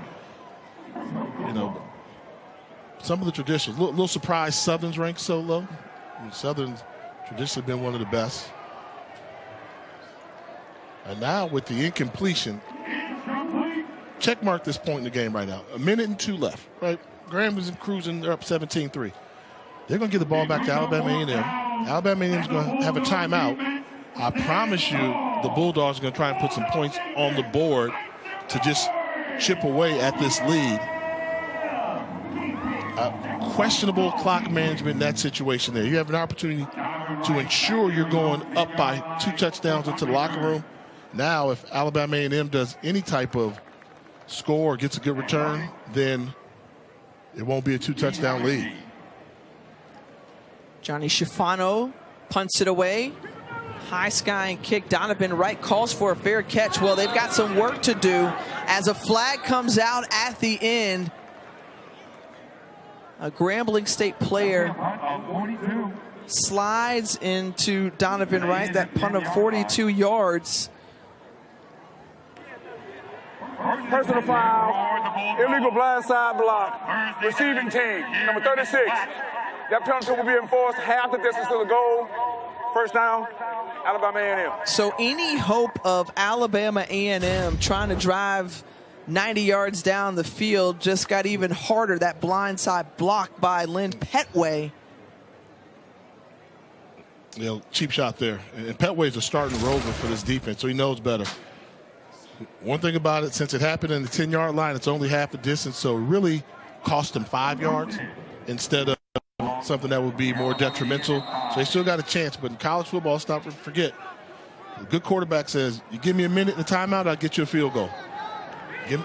Give me a minute and a half, I'll get you a touchdown. So right now they're just trying to say, can we cross the 30, get to the 30, and do that? The clock will stop if they get some first downs. That pass incomplete out of the hands of Cornelius Brown IV. And right now,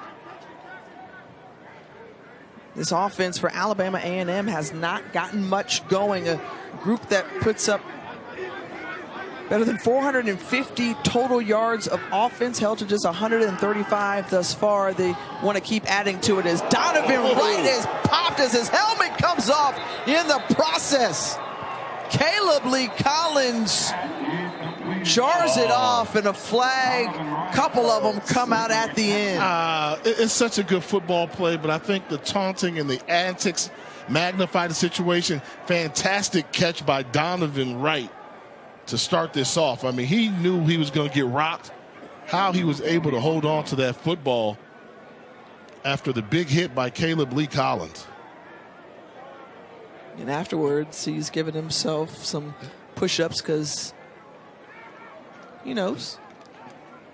You won't see a harder hit in today's college football. Personal foul, unnecessary roughness, whip targeting, defense. The previous play is on a further review. Wow. He throws it. Is there a launch? No.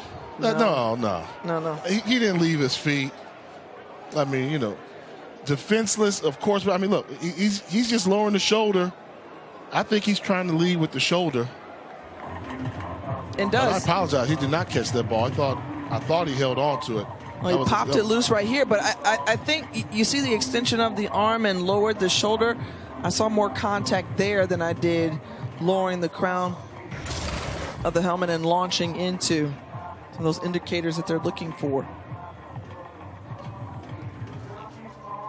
You know, sometimes, you know, call me old school and there's no place for this in college football. That's on the quarterback.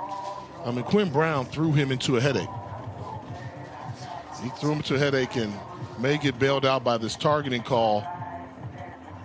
But if you're, you know, that's what the defensive backs always say. What do you want me to do? Like, let the guy catch it, come down, and then make the tackle? Or am I allowed to hit him? And I thought he tried to come in there shoulder first. I mean, he didn't even leave his feet. I mean, he was standing up. And I think if you're going to do some type of big launch, normally you jump. I mean, that's with a shoulder. Yeah. I mean, he's protecting himself. I got to say, you know, each game we come across targeting penalties quite often, and Jay, again, not a launch there, to your point, staying on his feet, and then I see that he hits him with the shoulder. I think he hits him with the shoulder. But, I mean, it's today's college football.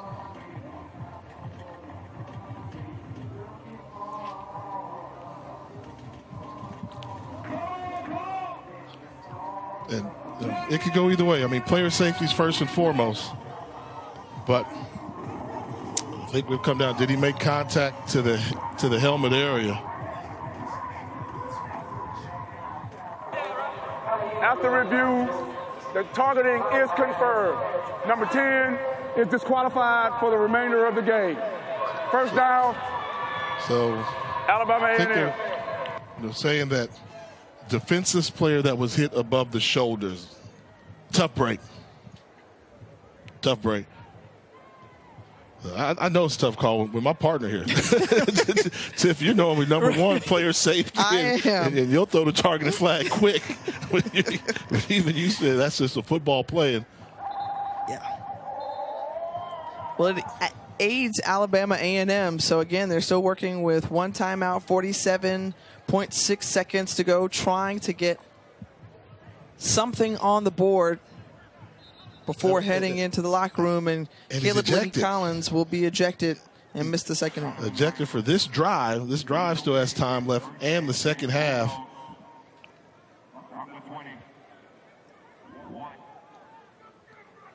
Well, and if you're Alabama A&M, can you take advantage of it? Can you get some momentum before the half to try and chip away into this 14-point lead? All the more important given the fact that Grambling will get the ball to start the second half.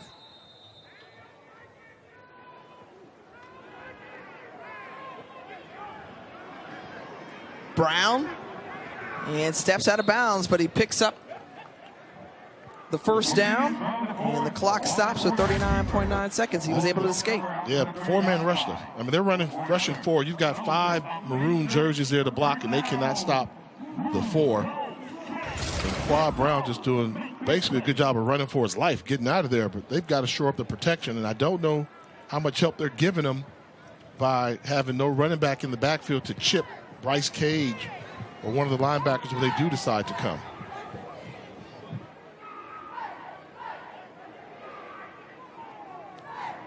Brown pointing out protection. 4 seconds left on the play clock. Gets it up in his hands. And again, escapes once more. Pump fakes, picks up the first down, tiptoeing down the sideline. And he steps out of bounds. just escaping. You know, the two linebackers are going to drop out, and look at the athleticism. By the time Michael Gardner makes his twist to get upfield, Brown has already recognized it and was rushing for another first down. So it's Brown's legs have helped get the Bulldogs to their own 45. There's Bryce Cage underneath, and coming is DJ Welch.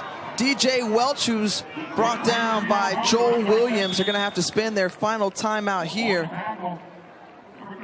A long way to go for just 2 yards. And, you know, the key with the blitz is it slows down the defensive line, but Alabama A&M. Grambling doesn't drop their linebackers. Their linebackers stay close to the line of scrimmage to read their keys. Clock to 21 seconds. 21 seconds. So, I mean, you know, the defensive line is going to bite.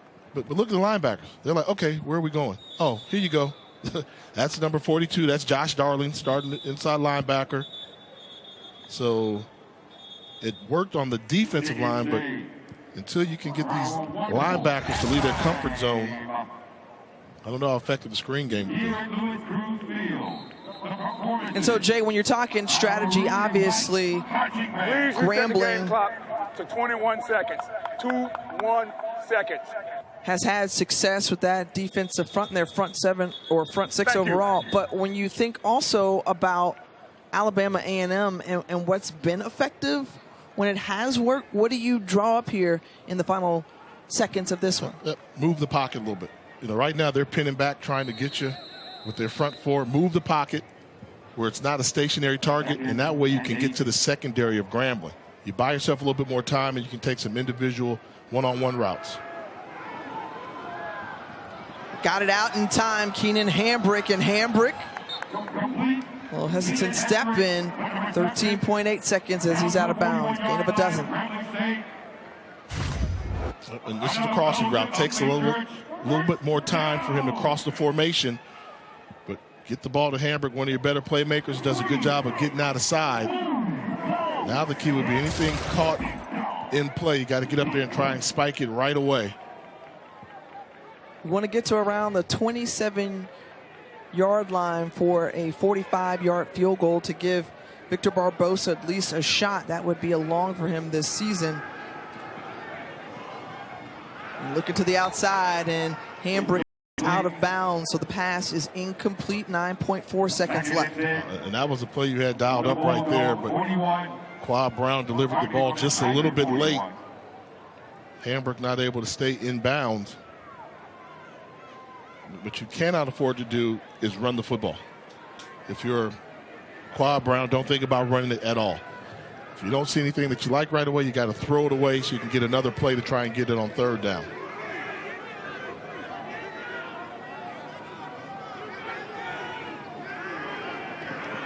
Here's the pressure. Cage escaping as Brown heaves it up, goes for the end zone, has a man, and it's incomplete, and a flag comes out in the process. Wow.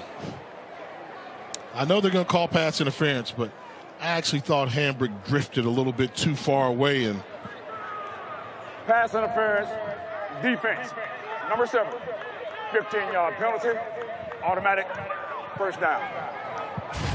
You know, and we talk about not running. He had no choice right here. When a guy gets on you that quick, and that's Bryce Cage, you got to escape. And he's like, I'm going to get rid of it.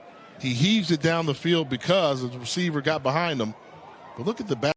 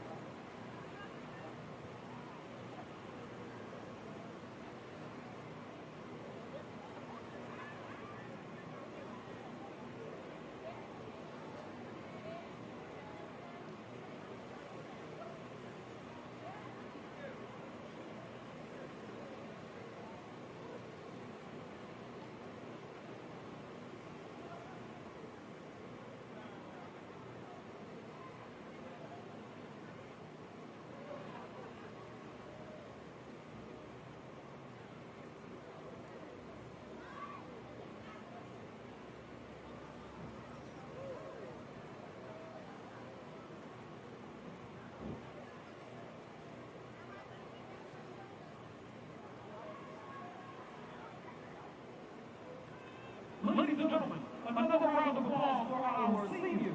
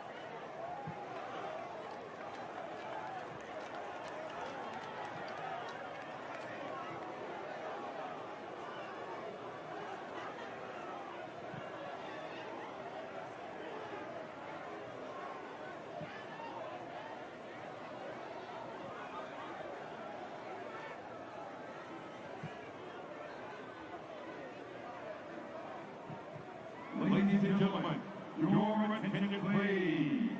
On track is Miss Alabama A&M University, her Royal Court, and Miss International Student Association.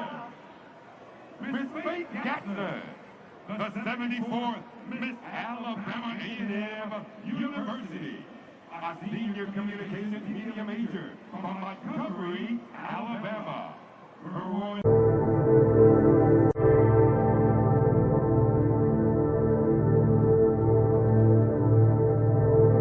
trailing Grambling 17-6 at the half as we welcome you back inside the booth. He's Jay Walker, I'm Tiffany Green. In that first half, we saw the defense come through for Grambling as they have throughout points in this season. What was your impression of that Grambling State team overall? I think the defense is as good as advertised. I mean, you talk about a defensive line that can create havoc, control the line of scrimmage with just a four-man rush, and they've got speed and athleticism in the secondary. This Grambling team, which has been on the cusp of turning things around in Grambling, Louisiana, they're pretty good. They've got some talent. Well, they've done so under first-year head coach Mickey Joseph, and we talked about how things have played out. An interception, Miles Crawley throws it into the hands of Delvin Gully, but then coming right back the other way, leading the SWAC in takeaways, and the scoop and score there from Andrew Smith. Yeah, and that's what you want. If you're Grambling, you need more plays like that and allow the athleticism to get involved where at the skill position. Grambling clearly has an advantage in terms of speed and then the interior defensive line play. Grambling all day versus A&M. An area where Alabama A&M has excelled this season is getting the ball through the air. Passing yards, they average better than 200 and 70-something yards per game. However, held to 143, so they've got to get something going in terms of that. If you draw upon a positive, 17 first downs for the Bulldogs. Yeah, they've been able to move the ball a little bit, but they can't break it in key situations. They've not been able to convert to keep the drives alive. You see that just 1 of 6 times, so they're not getting the job done there. And I'm going to say this, for Alabama A&M to play kind of as poorly as they did in the first half, they're only down by 11. This is the second half football team, and they're just 1 or 2 explosive plays away from getting right back in this football game. Well, what you've said about Alabama A&M is the fact that they can be explosive in the second half. Miles Crawley, who was banged up, they were wondering if he'd be able to go and be mobile enough today. Yes, he is, and he's helping to lead the way. Meanwhile, Connell Maynor, who's been in these predicaments many times before, has seen his team come through, but he's got to rely upon his defense to try to set the tone here in the second half. And that'll be the key. You know, he's got a confidence about him. I mean, one thing about him, he knows he went there talking to his team at halftime, and he's going to tell his quarterback, hey, go out there, make the plays, make the throws, and we'll get right back in this thing. And over his history here at Alabama A&M, they don't get blown away. You know, they'll lose a game, and they'll have an opportunity to get themselves in a position to try and win this game. But this is a very critical opening drive for the defense of Alabama A&M and the offense of Grambling State. This group trying to move to an even 500 on the season in their final home game of the year at Louis Cruz Stadium. Both these teams coming off wins. 52 points put up in their last contest for Alabama A&M as they were on the road down in Pine Bluff.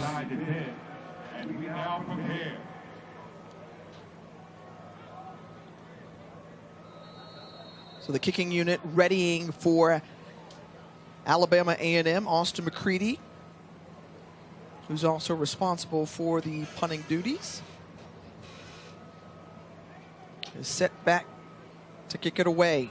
Javon Robinson and Andrew Frazier await on their own 10-yard line for Grambling.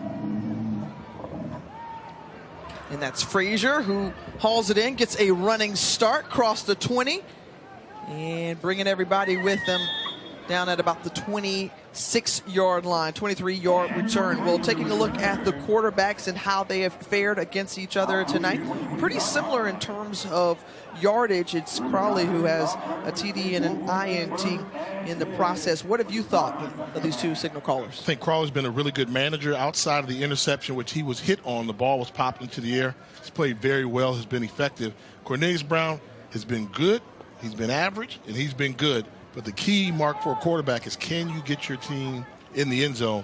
He's yet to do that. So I'm going to say he's been average.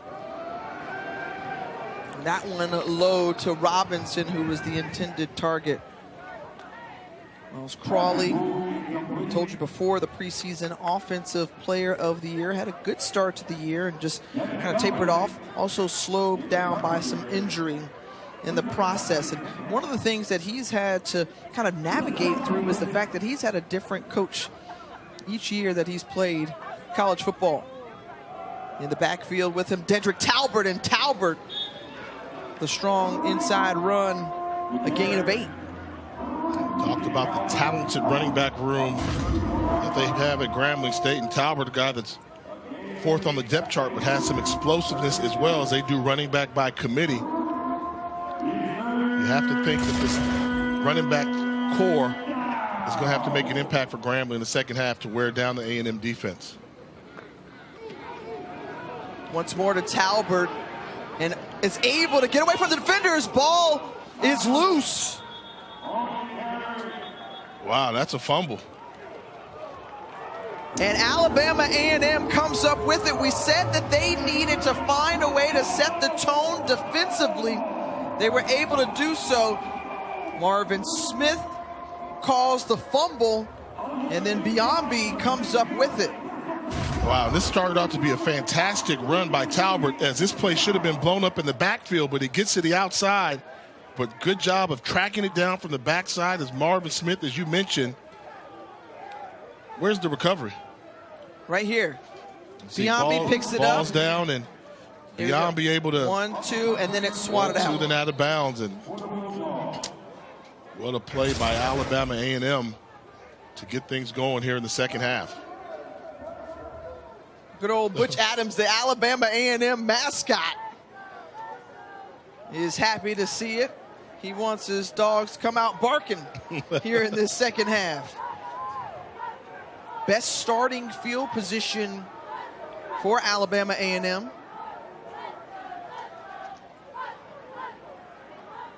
And now, can they capitalize?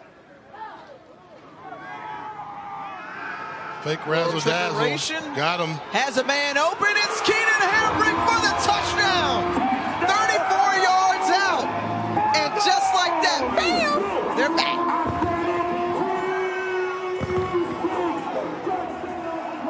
You knew it wouldn't be long for Alabama A&M's offense to start going. Jay, you've said it multiple times tonight. They are a second half team, and they were able to capitalize on that turnover, and immediately the first offensive play from scrimmage here in the second half, touchdown.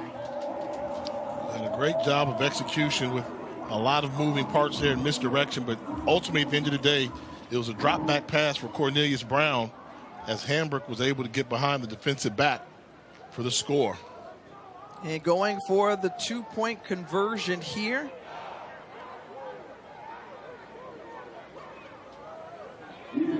Donovan Eaglin. Look for him, 7 in maroon to the left of Quad Brown. He pulls it, delays, holds on, and what a play by Quad Brown. It was like a magician there in the backfield. You want to see it, now you don't. I got it still. The creativity. I mean, he acts like he's handing this football off, and instead just stops. And it's really just a quarterback draw with the play action look to it. But it all got started with the razzle-dazzle as he threw a strike for a touchdown to Hambrick, and then they converted on the 2-point conversion.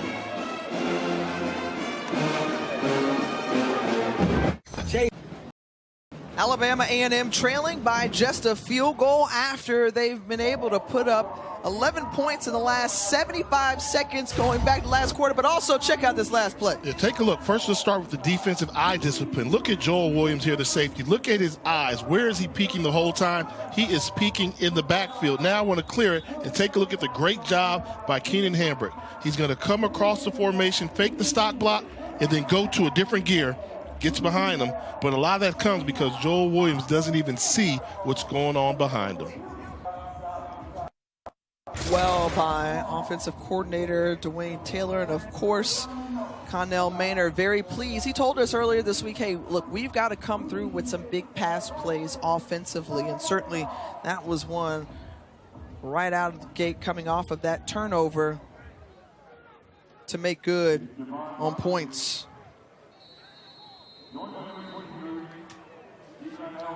3-point ball game. Alabama A&M was able to steal 3 points at the end of the first half to put themselves in this position and take advantage of the turnover. And all of a sudden, got a close contest here in Normal, Alabama. Robinson decides to take it out of the end zone, tries to find a path, little stutter step, comes across the 25 near the 30-yard line. And Javon Robinson made a good return there. The decision to take it out. I heard you question it. Yeah. It was you questioned that, and he paused for a little bit. However, it's a pretty good return, but appears to be a penalty against Graham that's going to negate a great individual effort by Robinson. Half the distance to the goal. in that instance, Jay, a couple of yards into the end zone. Absolutely. Should have stayed in the end zone. And then to make matters worse, you get a penalty because you bring it out, and now double negative.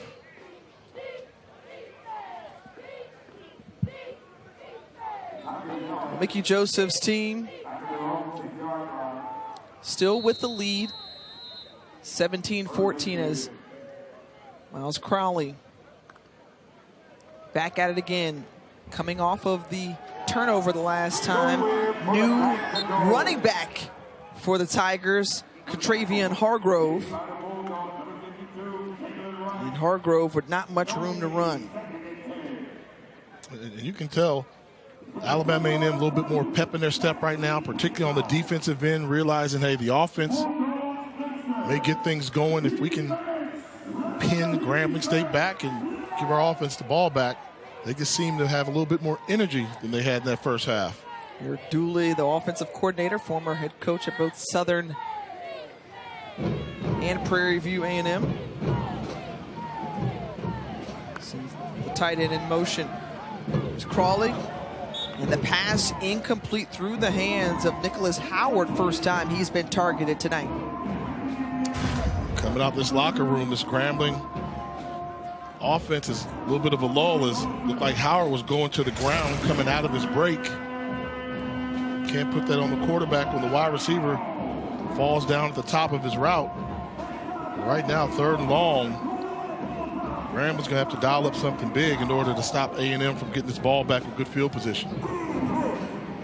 You see the numbers tonight for both teams, not able to convert on 3rd down, just one apiece. Crawley looking, and then finds a man and converts there as the pass complete into Javon Robinson, gain of 19. And you know why this play was able to work? They did this fancy thing. Look at the 5 guys standing up. Nobody's in the stands, so they're trying to confuse them. That works if you can get them by surprise. But look, they recognize it, they pick it up. He's got time to go through plenty of reads down the field and able to convert on the 1st down. Back at it again. Here's Hargrove, and Hargrove sees a number of maroon jerseys pile on him. It's 2nd down. Lorenzo Davis among those tacklers. A true freshman out of Mobile. Played himself a solid game thus far, and he says, I'm not going with the eye black, I'm going more with the war paint in the face. I mean, eye black's kind of old school, too. Well, they've been painting their faces since the Road Warrior and the Sting era of WWE. False start. Offense. Number 55. 5-yard penalty. Second down. third time tonight that Jortarius Spiving has been whistled for a penalty. What school is that you say Arunza Davis went to? Viger? The legendary Viger High School down in Mobile. Arguably one of the greatest high school football teams ever. In public high school football there, undefeated season and ranked #1 in all-time Alabama history as the #1 team ever. Shout out to my buddy Kevin Lee, who's a member of that team. And a quarterback by the name of Kelvin Simmons. Went on to have a great career at Troy. Yeah, I do. I know Alabama. I was about to say, I'm down with Bama. You're bringing your knowledge here tonight.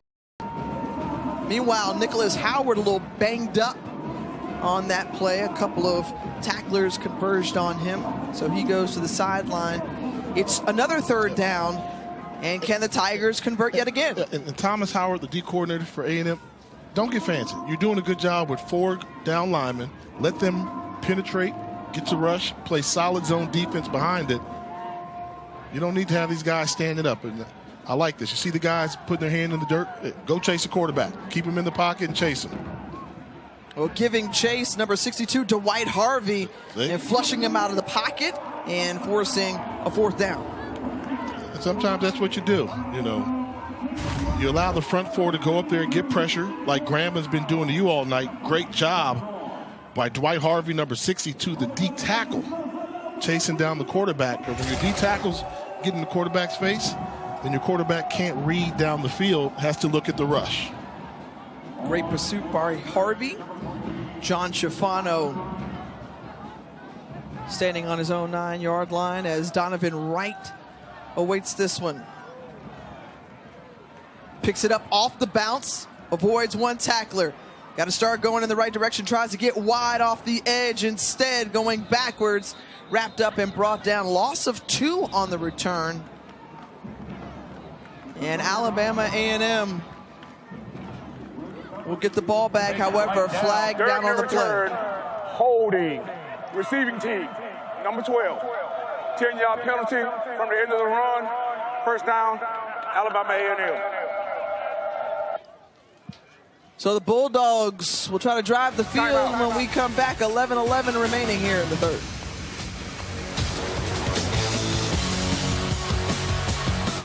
Brought to you by McDonald's. Oh, he hit it. He's getting get it.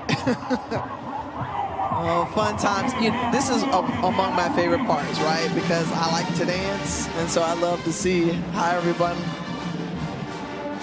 is moving their body, like having a good time. It's like they have a dance floor here in the front of the stands where you can, any given song comes out, you can go out there and dance to it. But the marching maroon and white, like, they're having a great time in the stands. Like, they're playing and they're showing all their musicality and all that good stuff, but they're also showing off how well they can dance.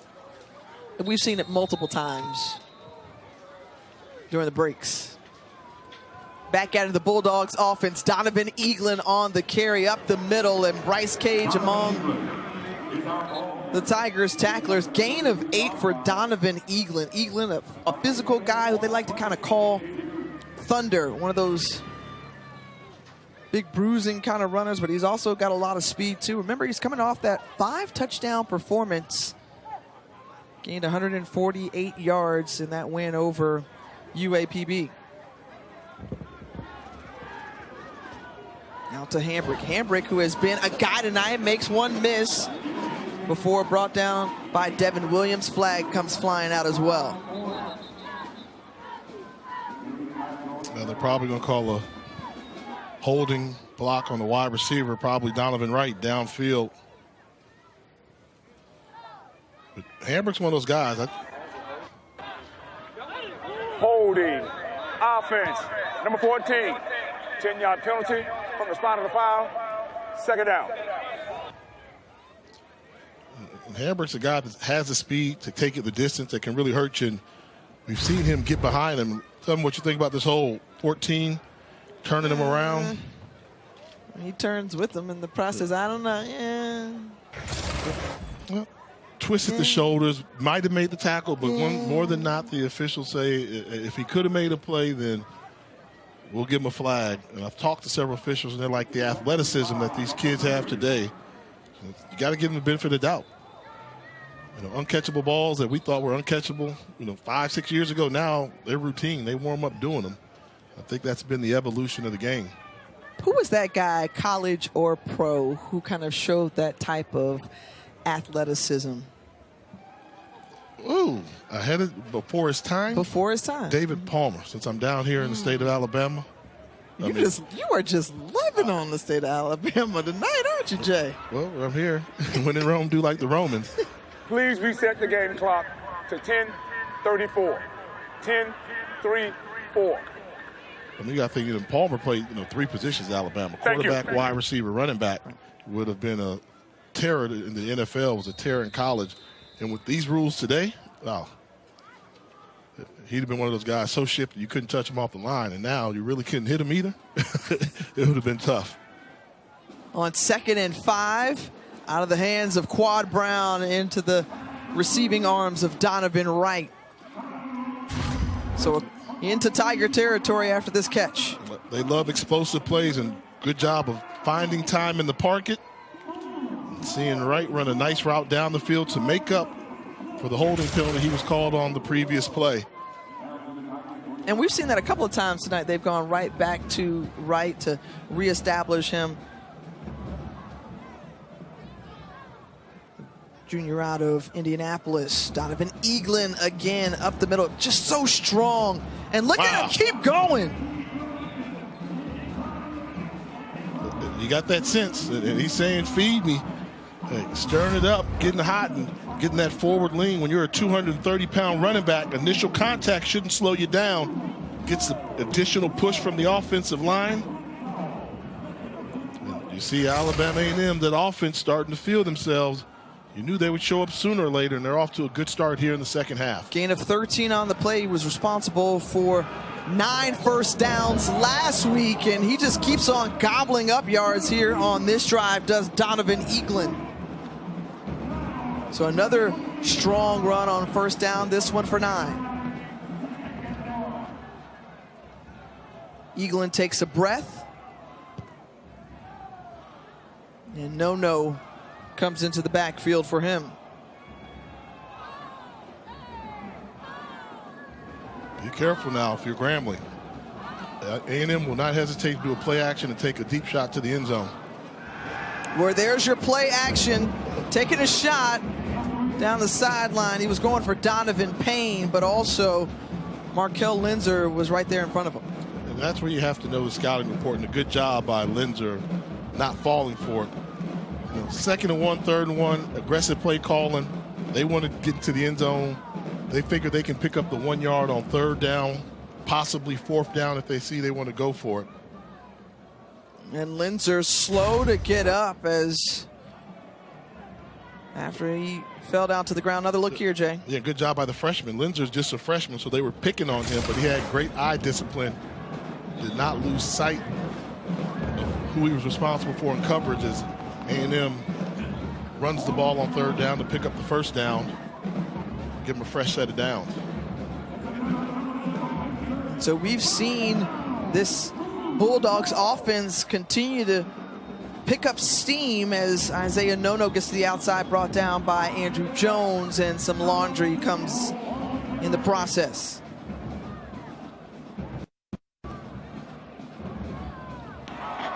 Holding.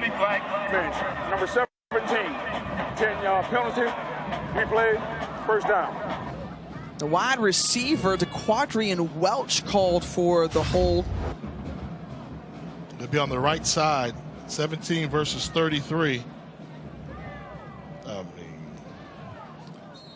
Every time it seems like they bounce it outside, they're being penalized for bouncing. Wide receiver, 2nd time this drive, we've seen a wide receiver call for a questionable hold.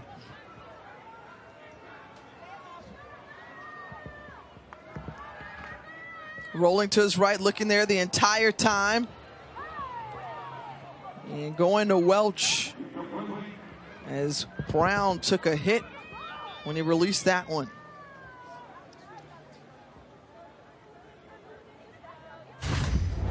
Trying to move the pocket, as we discussed. You do that against aggressive D lines. Ooh! Andrew Jones, with a grown man hit, got away with a nice pop on Quad Brown, the quarterback. Well, you see how the penalty changes things. So instead of 3rd and 10, it's 3rd and 20. After that incompletion, a little fake there, that draw to no. And Andrew Jones once more in on the action. The SWAC Defensive Player of the Week for the 3rd time this season. And a guy who Coach Joseph has known since he was 13 years old. They both hail from Marrero, Louisiana, the hometown of Mickey Joseph, as well as Andrew Jones. 10 yards. It's 4th and 20, 3rd and 20. If you can pick up 10 yards, then you make the field goal attempt that much easier. That's a successful play there. Because now you got a higher percentage chance of converting the field goal attempt, tying this football game up. Timeout for an injured player.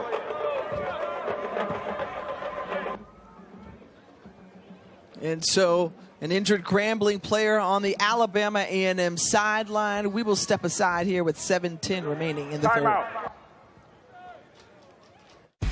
During the timeout, Andrew Jones was able to run back over to his own sideline, still getting some attention there during that break. And we're hopeful that their leading tackler is able to return to the field at some point tonight. Mickey Joseph, first-year head coach for the Grambling Tigers. And the field goal attempt for Victor Barbosa. He's already hit one from 44 yards tonight. 45 yards, excuse me. This one from 44. The kick is up. It's through the uprights and plenty of leg there for Victor Barbosa, who's been perfect so far tonight. I like the celebration there, too. Evens it all up at 17 apiece. All right, Tiff, we're here in Huntsville, Normal, Alabama. We're at Alabama A&M. Here's Jay's Gimme 5 about the 5 things you need to know about Alabama A&M. A&M, okay? The A&M Event Center they built here, the on-campus basketball facility, it's the best in HBCU, Impressive. one of the best you're going to see for a school this size. The legendary players, John Stallworth, Robert Mathis, Barry Wagner, and I added a new name, Aqeel Glass. He became a legend. The American Idol win here, Ruben Studdard. And you got Louis Cruz, who's the coach where the stadium's named after. And no school takes more pride in the president than they should. William Council, who's the founder of the university. And you can't talk about Alabama A&M football without also talking about Brownsky Towns. Tiff, give it up and explain number one why you like number one I'm so going to much. give informally enslaved William Hooper Council, then established this fine institution. He was a now. slave That's right. and got $1,000, and instead of doing everything for his family, he said, no, I'm going to start a university so others can come through it. Certain names like that stand out. It reminds me of the president over at where we're going tomorrow, North Carolina Central. Mind's blanket. Dr. James E. Shepard. If you go to North Carolina Central, you know who Dr. Shepard is? Oh, no. After a bobble, he still comes out of the end zone. Jacoby Belazar with a questionable decision there, and not the return you would want after bobbling it in the end zone. All right. I just covered everything, Tip. Now, no, you didn't. Okay. Well, we've talked about it. Tips 2 cents. You've heard it maybe once tonight, but I'll remind you that we're on Normal's Hill. We're in Normal, Alabama, and they call this the hill. They say Normal's Hill. And the only HBCU with a forestry program. So the Forestry, Ecology, and Wildlife program is here at Alabama A&M, certified a center of excellence for forestry, a number of STEM programs as well. New quarterback in Deljae Bailey, who hands it off. And we thought we may see Deljae.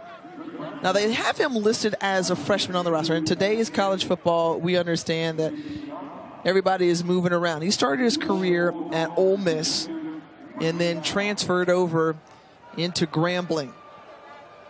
And more of an RPO type passer. So you'll see a lot of the plays like this where he'll decide whether or not to hand the ball off, keep it himself, or pass it quickly to one of the wide receivers. So maybe they want to try this package to see if this RPO offense led by Bailey can find a little way to hurt this Alabama A&M defense. And this is a quarterback who's come in the last couple of weeks and stepped in and done a really nice job while Miles Crawley was injured. We anticipated we may see him actually start tonight's game. He comes in this backup role here late in the third quarter. So now 3rd and 5 for the Tigers. And Bailey looks, stands in, delivers, and the pass incomplete to Javon Robinson. And good defense on that drive for the Bulldogs. Yeah, with quarterbacks that like to scramble, you keep them in the pocket. And they do a good job of forcing him to stay in the pocket by Rayvon Johnson, number 43.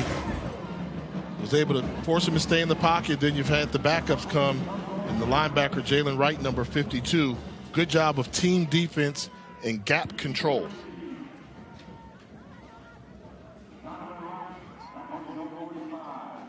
Schifano on the punt. Is he going to fake it? Oh, what a fake here, and Grambling State caught everybody off guard.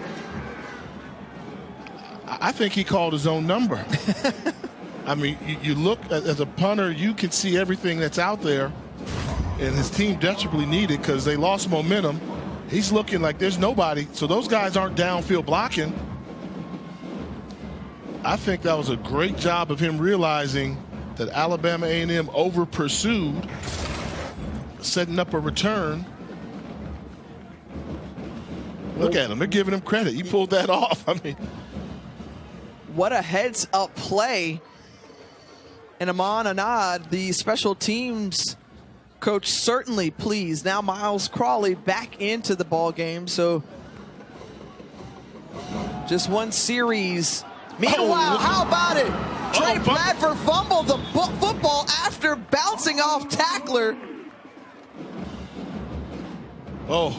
And Grambling able to recover it. So we were just about to say after that great run. Thankfully for Tigers fans, they come up with it. With the fumble, yeah, the good job by Anthony Fielding of getting the helmet on the football, and fortunate bounce from Bradford. But it looked like if he could have held on to that football, he was running towards the end zone. That's Keelan Elder. Elder, who we talked about earlier in this game. We've seen 4 different running backs tonight with Elder, Bradford, Hargrove, and Talbert.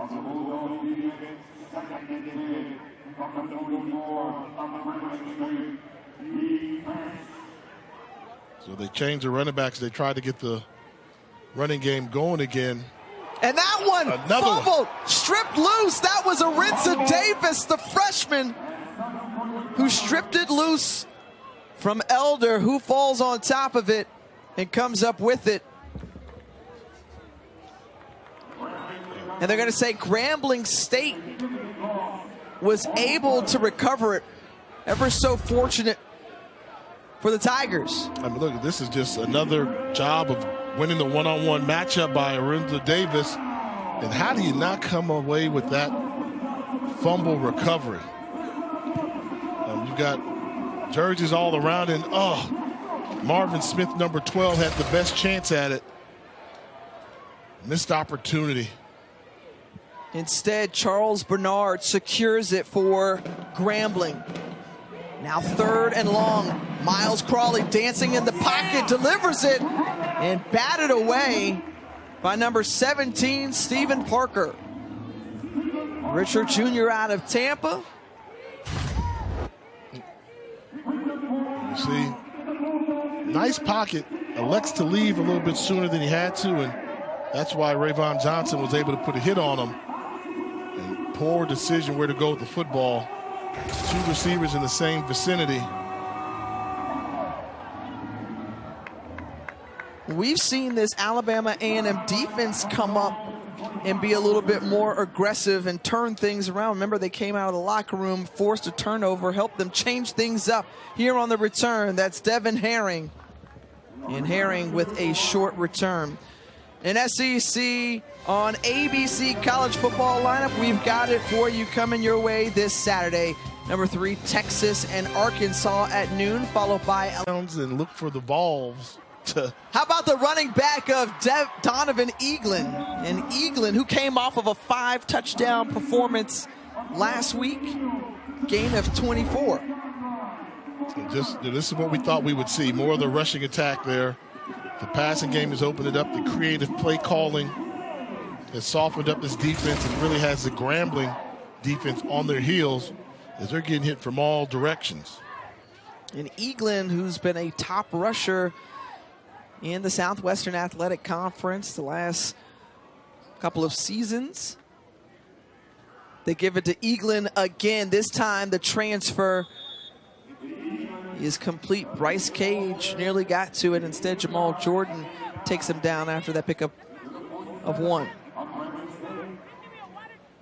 And the play selection that you've seen from Dwayne Taylor here in this second half, your thoughts?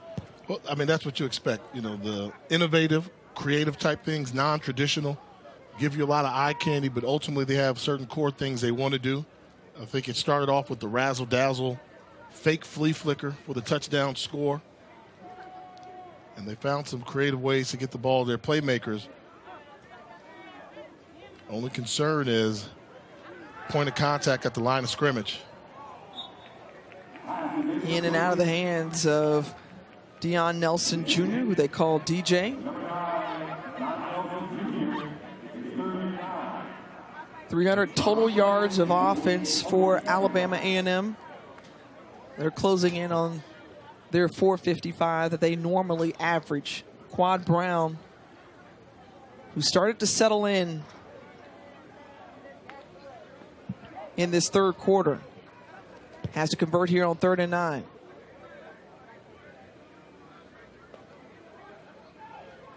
You have to take advantage of the matchup, top of your screen, man-to-man coverage.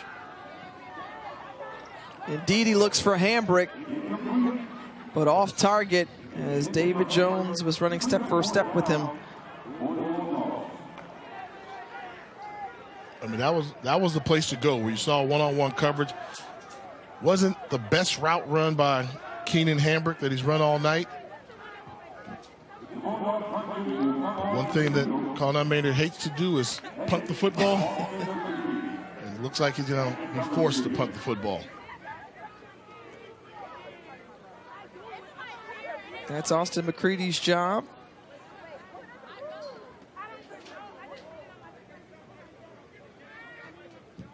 I'm going to try to pin him inside, but a little extra leg as it rolls, and it was ever so close. Now let's check out the SWAC schedule for this weekend, and a lot of games of interest. That Jackson State game and Southern game, all the more important for who locks up the East and the West. It could be locked up this weekend if the Tigers and Jaguars respectively win.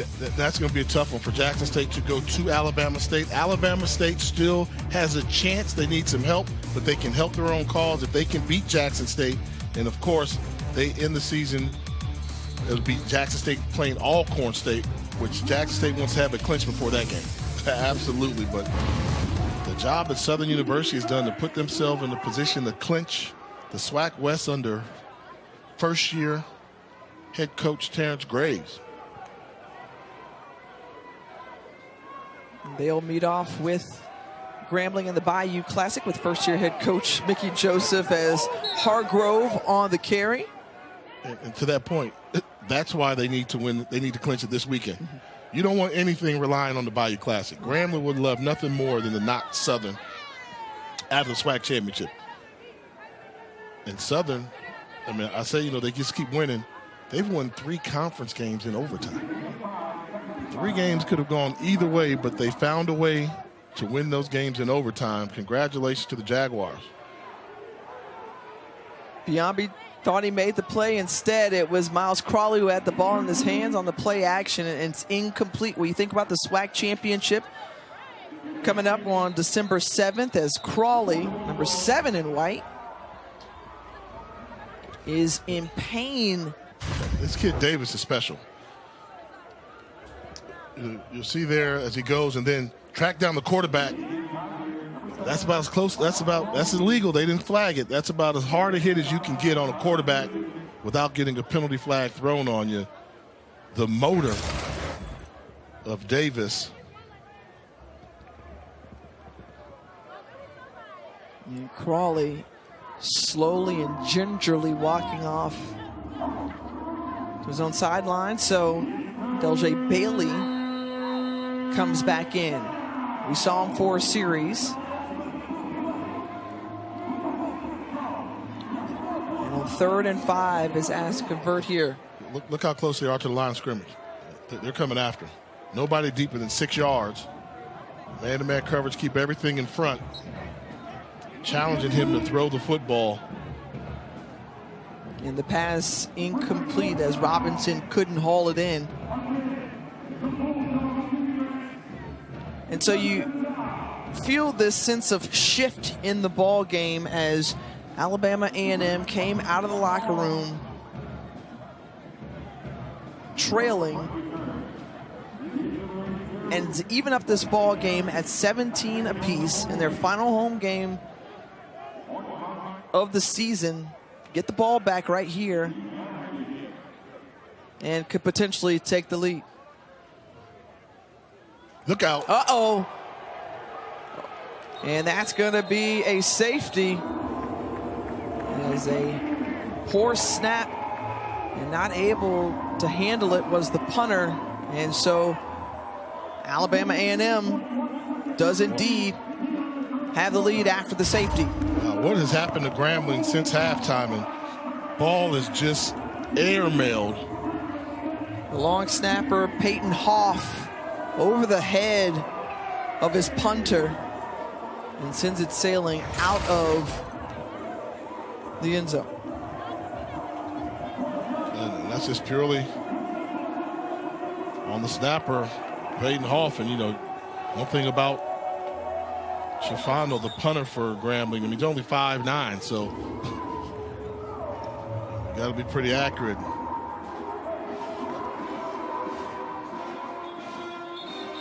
What has happened to Grambling in the second half?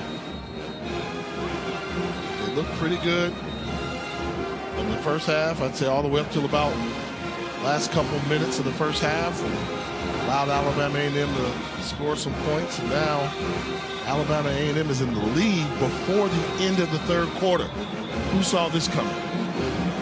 Your partner. I told you they're a second half team. Indeed. You're going to make me toot my horn all night tonight. But one thing about A&M, they're going to fight you the second half. I said they wouldn't get blown away. Let's listen to the maroon, the marching maroon and white toot their horns. I told you they were pretty good too, Tim. Yeah.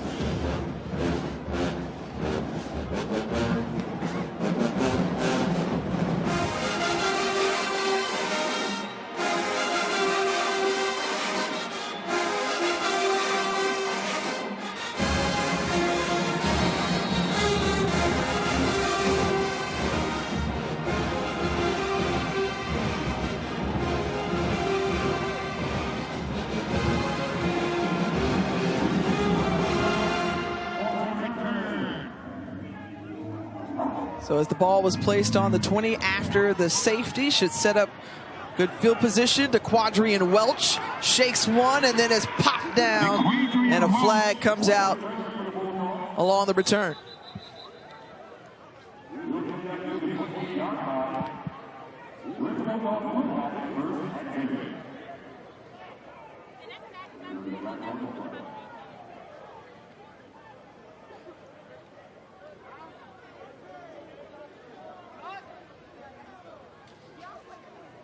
As we await the call.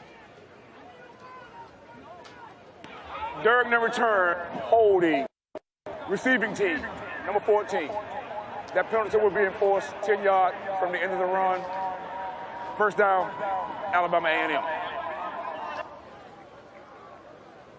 Wow, that's just really unfortunate because they were looking at having the ball in really good field position. You got the lead, a 2-point lead. You're going to have good field position going in. And now you just negate that with a holding call. You have to settle for less than average field position. As the ball is placed on Alabama A&M's 18-yard line, that's where they will start this drive.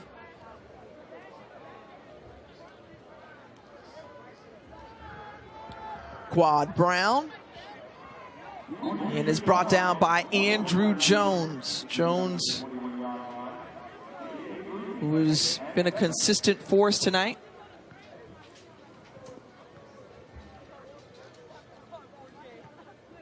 So you see the interest, how it changes the scenario. So when they were down by a couple points going into the half, they were trying to get as many plays off. Now they've got a 2-point lead, and the football wisely, I believe, going to let this thing go into the fourth quarter. It's a 2-point ball game heading into the fourth. That's the end of the third What kind of finish are we in store for the final 15? Come back and find out. 13 unanswered points put up by Alabama A&M coming out of the locker room to grab a lead here going into the fourth against Grambling. Jay Walker, Tiffany Green here with you. Let's look back at that third quarter. Third quarter, they just put it on display. The defense got it going, coming up with the turnover to give the offense the ball back. And on the very first play, the offense had the ball back. Fake flea flicker for a touchdown, the handbrake, and the creative play with the quarterback draw for the 2-point conversion. And then the defense kept up the momentum as much as they could. Grambling recovers the football. However, it was something different that we saw in Connell Maynard's team coming out of the locker room, and a group that's played more together and in sync here in this third quarter now as we start the fourth. Quad Brown, as jumping on top of the pile is John Horton. He's got some hops. I mean, John Horton's 6'5", 240 pounds. Look at number 9. Look, just one step. He was clearing the pile, took them all down. Wipeout, he just wanted to get in on the fun. You know what I mean? Kobe Brown, big number 40 in the backfield, along with Quad Brown. Got to get a play off. As the play clock running down right at 1, they get the snap. Or did they? They called it legal procedure, moving. False start, offense, number 82, 5-yard penalty, third down. That'll go down as a penalty on the freshman, Devin Herring. But, I mean, he's got instincts. He sees the clock, so you're kind of taught, hey, if the clock's at 1, go ahead and run. Either going to be a timeout or a delay game call. Rarely do you see the false start call with the second left on the clock. Another tough break for Alabama A&M.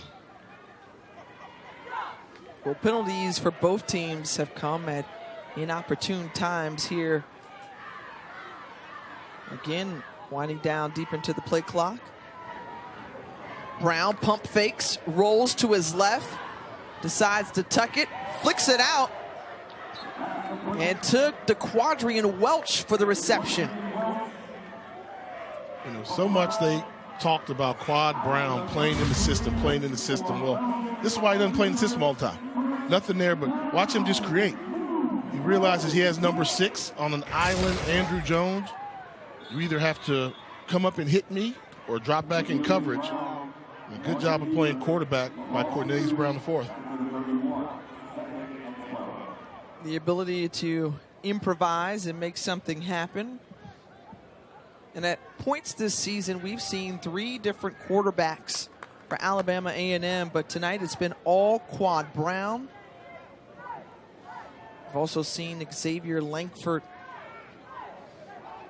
help lead this group to victory as well.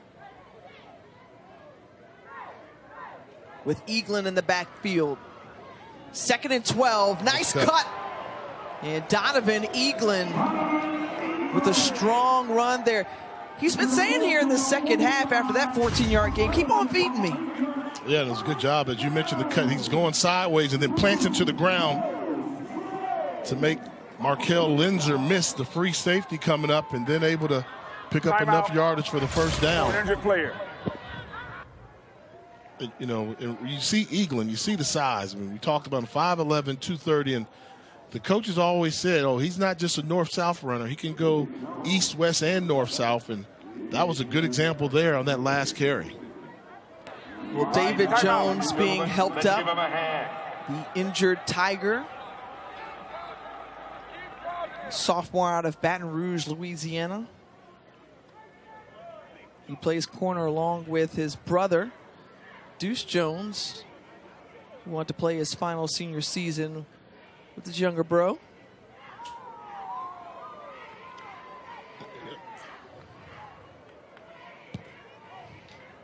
That's unique there, you know. For all you talk about the portal and everybody changes, what about a story like that? I mean, you have to appreciate a guy like Deuce Jones who's played in New Mexico and he's got a senior year, 1 year eligibility left, and says, you know what? My brother's playing at Grambling. He's going to go there. Why not? Let's play together. Let's make it easy on mom and dad.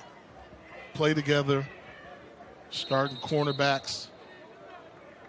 And, you know, that's where I don't have a problem with the portal. Use the portal at advantage. You used to be able to transfer for, like, medical hardships or people back home and relatives. Well, I think that's a good use of the portal, and Grambling is a beneficiary of it, and I'm sure mom and dad really appreciate it as well. Agreed. Donovan Eaglin once more. This time, pickup of 5, 15 yards, 15 carries for 87 yards for Donovan Eaglin tonight. I want to see what A&M's able to do. You know, we talked in the open about them fighting so they can have a 7-5 record if they win out. This game was important to that. Well, right now they're up by 2. You got a running back that's running the ball pretty good. If you can run the ball down and score a touchdown, things got real tight for Grambling. So that's how you judge a team. And a steady dose of run with a 2-point lead here early in this fourth quarter. The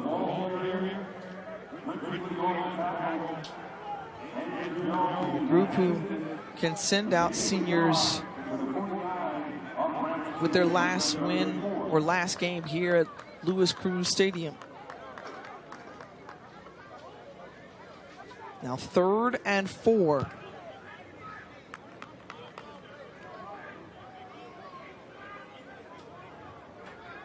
Got to get to the 45-yard line. Play action and off the mark. And a flag comes out late. Yeah, hit the quarterback. Late hit on the quarterback. I believe that was Jaden Hardy. Personal foul, roughing the passer, defense, number 4.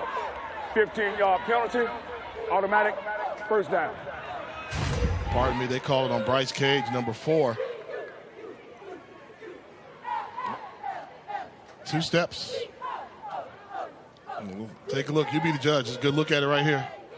Ball's gone. And today's college football, they want you to take that step and almost grab him and hug the quarterback rather than shove him to the ground.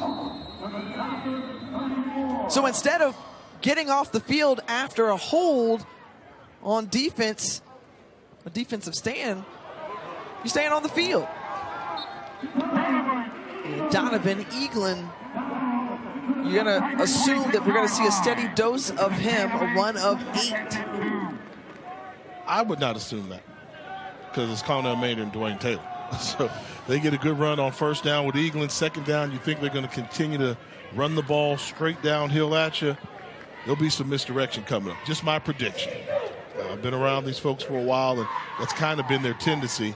Second and short, this close, they may go for the end zone.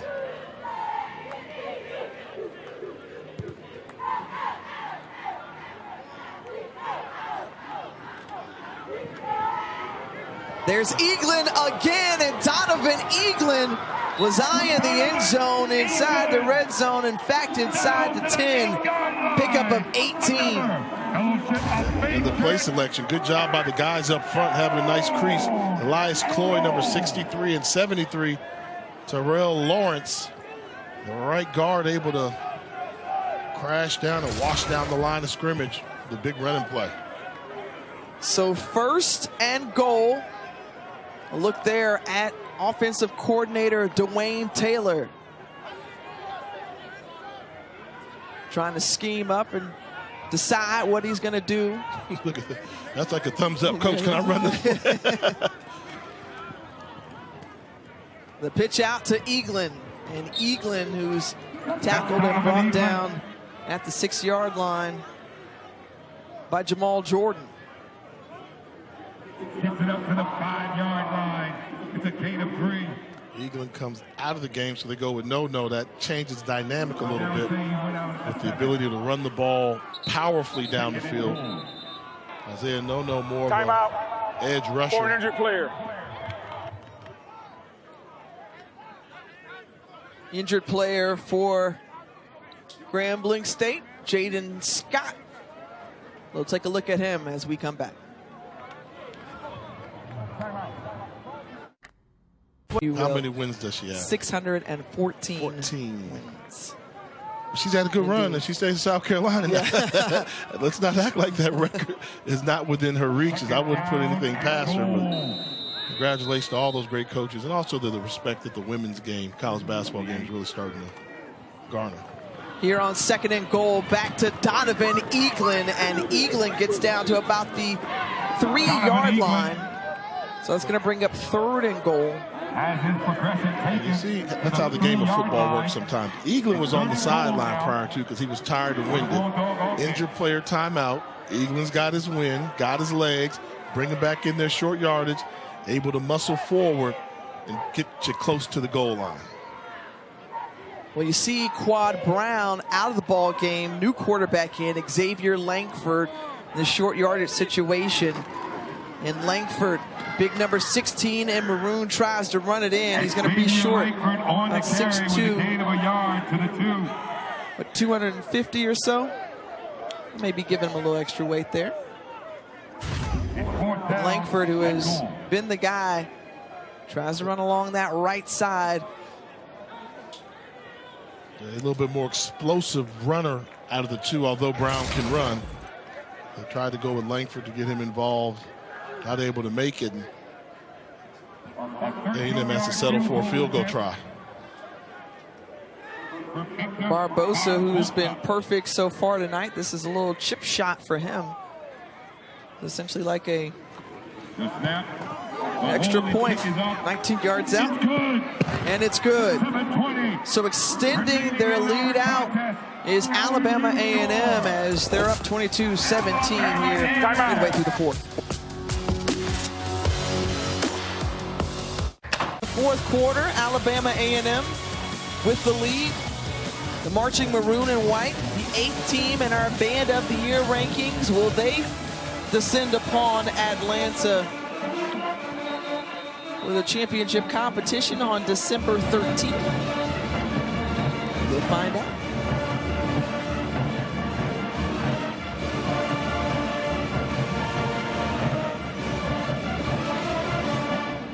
How about a dance squad of the year competition? You should almost segue. I mean, could you have a dance squad of the year competition? You have a band of the year competition, a drum major of the year competition. Because I would tell you. Are you trying to splice it out? You're trying to continue to create like give specialty. Aren't there specialty categories? Would you admit that? Yes. I mean, drum majors are a big deal. You have sections, right? Like you have like drumline. They have drumline competitions. Right. You can have band of the year competition. Because, like, for me, it's like, it's not fair that Florida A&M can't be considered band of the year because they don't have a dance line. It's not, in my opinion. It's just not necessary. All right, here we go. Grambling on the return. Can they get something going here? Is the question, Jay, is a flag comes out during the return. Like every return. Yeah. These both coaches are going to be upset with themselves in the special teams play. And I'm going to say particularly Alabama A&M. They've been penalized a lot on special teams. During the return, holding. Receiving team, number 45. 10-yard penalty from the spot, from the end of the run. First down, Grambling. This time it goes against Grambling, so I guess the officials want to balance it out. That's what we say. We've seen a number of holding calls for sure. Oh, my goodness. During punt as Crawley comes back out. Look at this. Good sign there. 4 punts in the last 6 possessions, Jay. Talk about offense running on flat tires. They've got to find a spark to inflate those babies so they can get some bounce. Try and get into the end zone, get the lead back.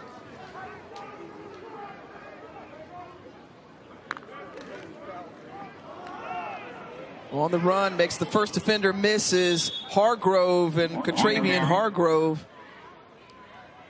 He said there's a lot to like about this young man. A mixture of size and speed. Also strong runner here on second down. One thing we've noticed about Grambling, which will be key right now, they've got to have ball security. You know, their running backs are explosive. They can do it by committee, but each of them kind of have their trouble holding on to the football. Well, again, continuing to make cuts is Hargrove. He holds on to it as they try to jar the ball loose. Caleb Dawson among the tacklers, pick up a 5 and a first down. And so that was something that you go grab well, his towel Hargrove back. said, look, give me my towel back, man. Well, mama bought me that towel, man. I need my towel back. Oh, we're all laughing in the booth. We get the Friday reference part. So y'all laugh It was at that. it was a Debo. It was a Debo move. You don't know what it's like to have your towel taken. And the rule is once somebody takes your towel, you rush it to your sideline right away so they can't go get it.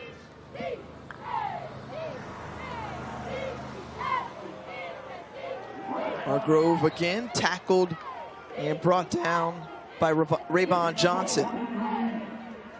No gain on the play.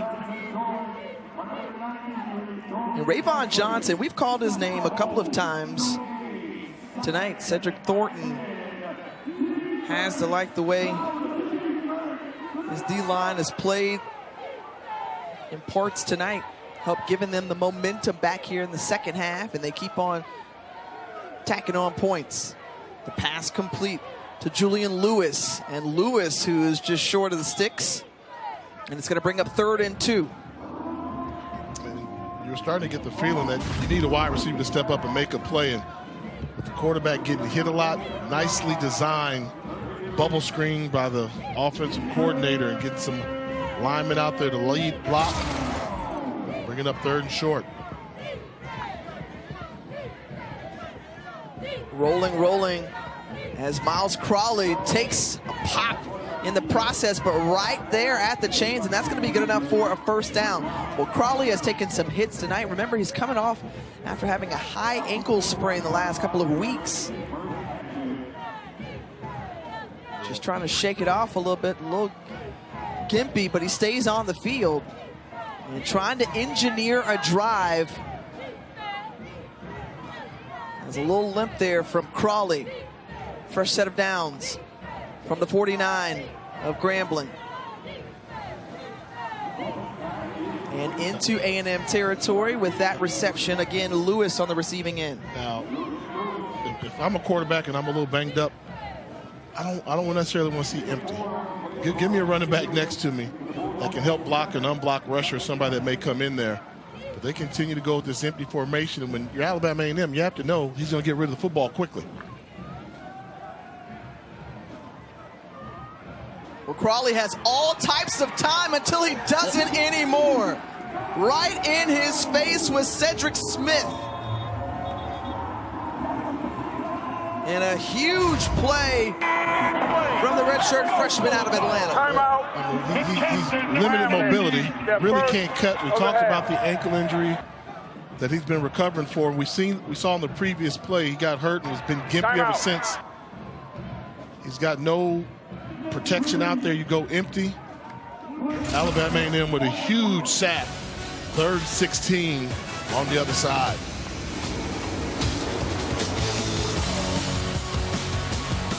This is UFC 309. He's probably been around since like UFC 100 or 80, but one of the greatest fighters out there, still fighting. Yeah. He's still doing it, and the champ. Wow. Not just. Check out this formation coming out of the timeout from Grambling. 4 wide receivers, 3 stacked, and Miles Crawley going to the left side as he had one-on-one coverage with some safety help from Caleb Dawson, and the pass is incomplete. And I was there. They just wanted to go with the 4 receiver look at the bottom, get one-on-one up top, and try to induce a pass interference call. And pretty good coverage, and they're just trying to say, hey, mix it up for some contact. Official doesn't think there was enough there.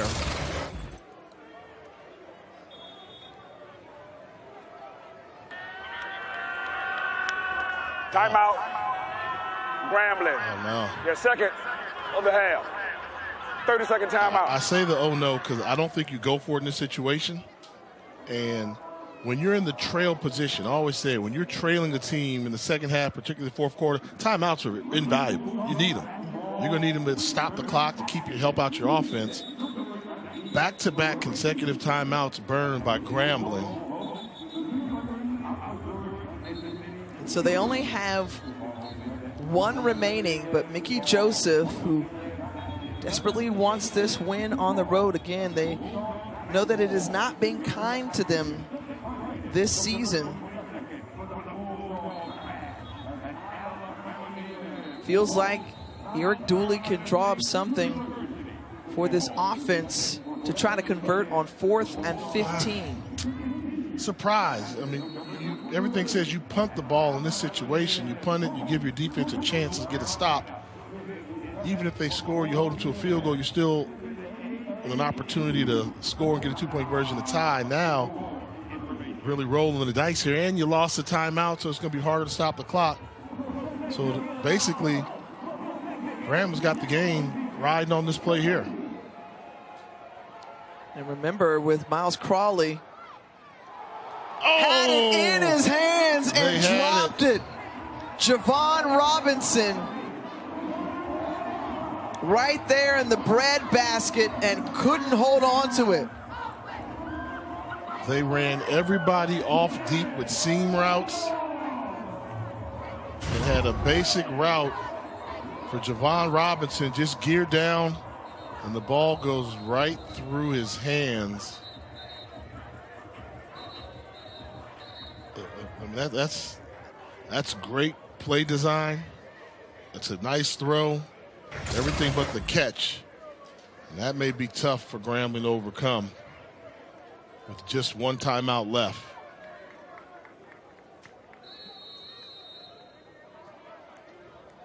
And Mickey Joseph has to hope that his defense can come up with a stop here, but Donovan Eaglin has been running like a man determined.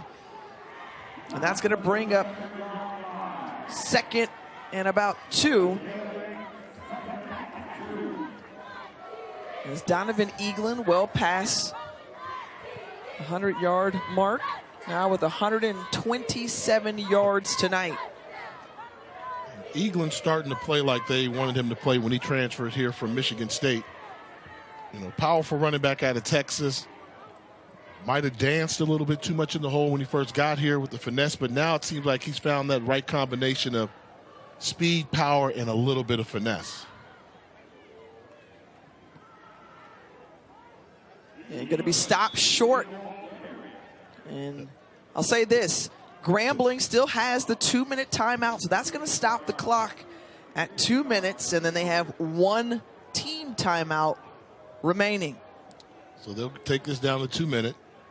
Alabama A&M is going to come out and try and rush for this on 3rd down or force Grambling to take that timeout. And then if they're a yard short, Alabama A&M is going to go for it on 4th down.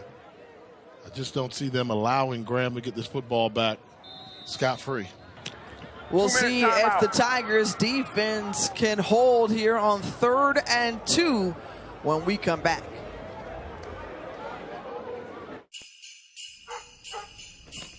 It's been all Alabama A&M. They scored 19 straight.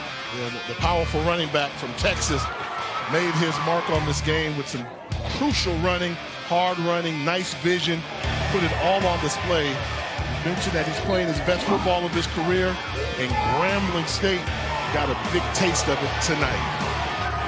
Donovan Eaglin, who has muscled his way through, the reigning FCS and HBCU National Player of the Week, 22 carries tonight for 127 yards. Hasn't found the end zone much like he did last week 5 different times, but Eaglin can help Alabama A&M convert here on 3rd and 2. Try to all but seal this game here at home. Play action, rolling out, Quad Brown to Keenan Hambrick.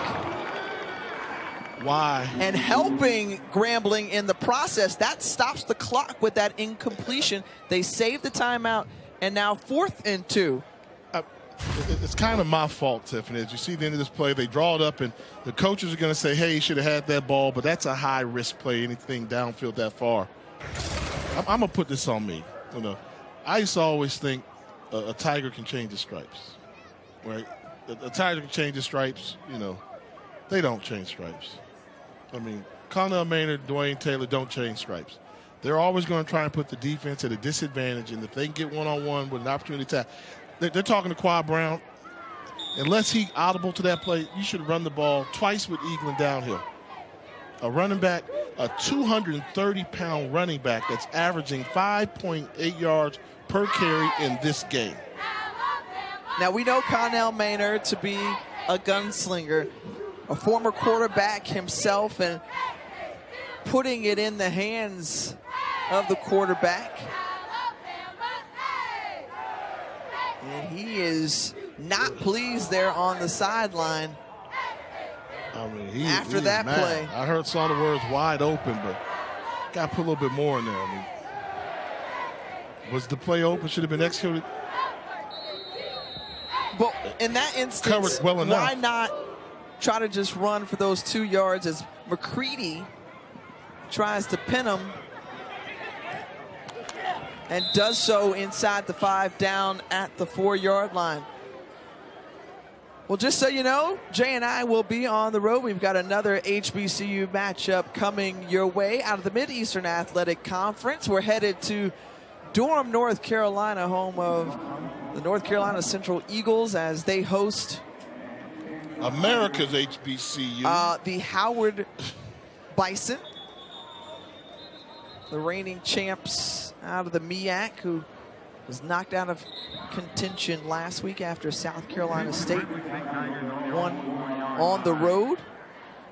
Central trying to make their case to possibly get an invitation to the FCS playoffs. Yes. Well, when you think about, you know, the wins that they had out of conference against Campbell, North Carolina A&T, they've got a shot here. 1:44 remaining and 1 timeout to go. A lot of field to cover for Miles Crawley and company as he's rushed out of the pocket. That's intercepted into the hands of Caleb Dawson, and that's going to do it. This is a case of Miles Crawley not being able to maneuver with his normal mobility, that he tried to step up, something where there was a lane there for him to run and take off. He couldn't do it. And tried to just throw the ball away, but because somebody had him by the leg, ball was intercepted. That should do it for Grambling. Well, Crawley gave the effort, but the defense from Alabama A&M comes away with the INT. Just heaves it up. Rayvon Johnson was bringing the pressure. Yeah. And you saw the step up, and that's not a clear step up, and not able to really step through it. And got spun around, playing on one leg, basically out there. And the celebration afterward. And there's the 2 yards that you would have needed on that last one. Hey, gunslinger, we can sit there and second guess him, but we second guess what he did, and he's walking out of here with a W. Hey, look, second half, I'm going to give the game ball to this defense because they needed to set the tone coming out of the locker room trailing 17-3. They come up with the turnover, able to capitalize, and that was a snowball effect. And then, hey, what do you need to do to try to seal the game? Another takeaway. And that's what we talked about with Grambling coming in. Yes. They were one of the tops in the nation in takeaways. But Alabama A&M had some of their own.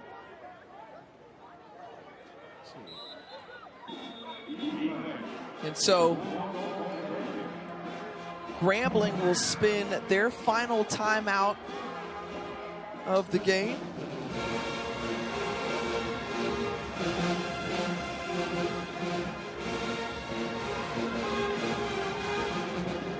And one of the things when we talked with the coaches about is just trying to play out for pride at this point, and the results that you've seen that have led to this point for Alabama A&M, again, coming off that win last week. They were able to notch one again against Bethune-Cookman.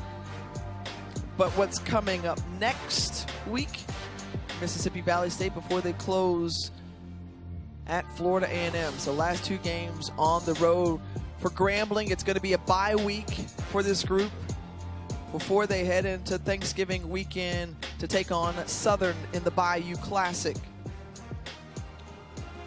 And, you know, normally you say the losses they've had, this should be taking knee time right here.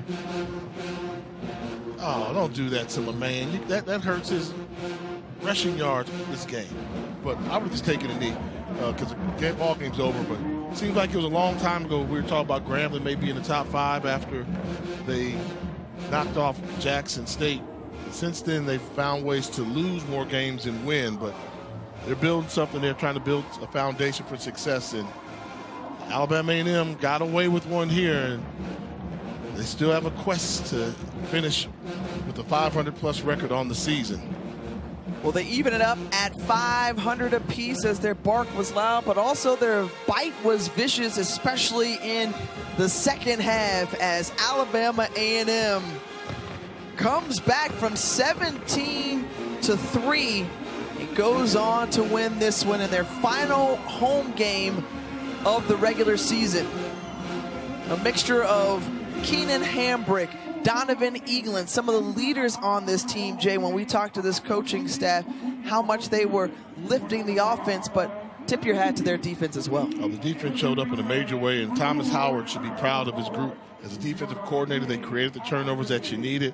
And this is really what your last home game's all about. You know, a game that's not going to affect the standings much, but you want your seniors to have an opportunity to leave this field with their family and friends watching, with them have an opportunity to go out victorious on their last home game.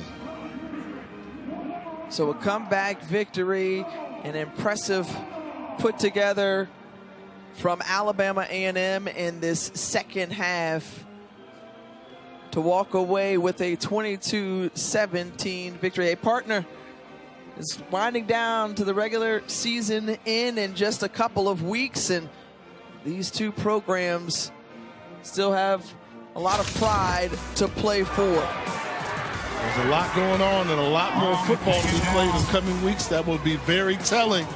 The HBCU football season starting to wind down, but still some storylines that need to be finished, Tim. All right, coming up next is the 3-day weekend in Atlanta. But from our entire crew here in Normal, Alabama, Jay Walker, I'm Tiffany Green, saying we out on this Thursday night.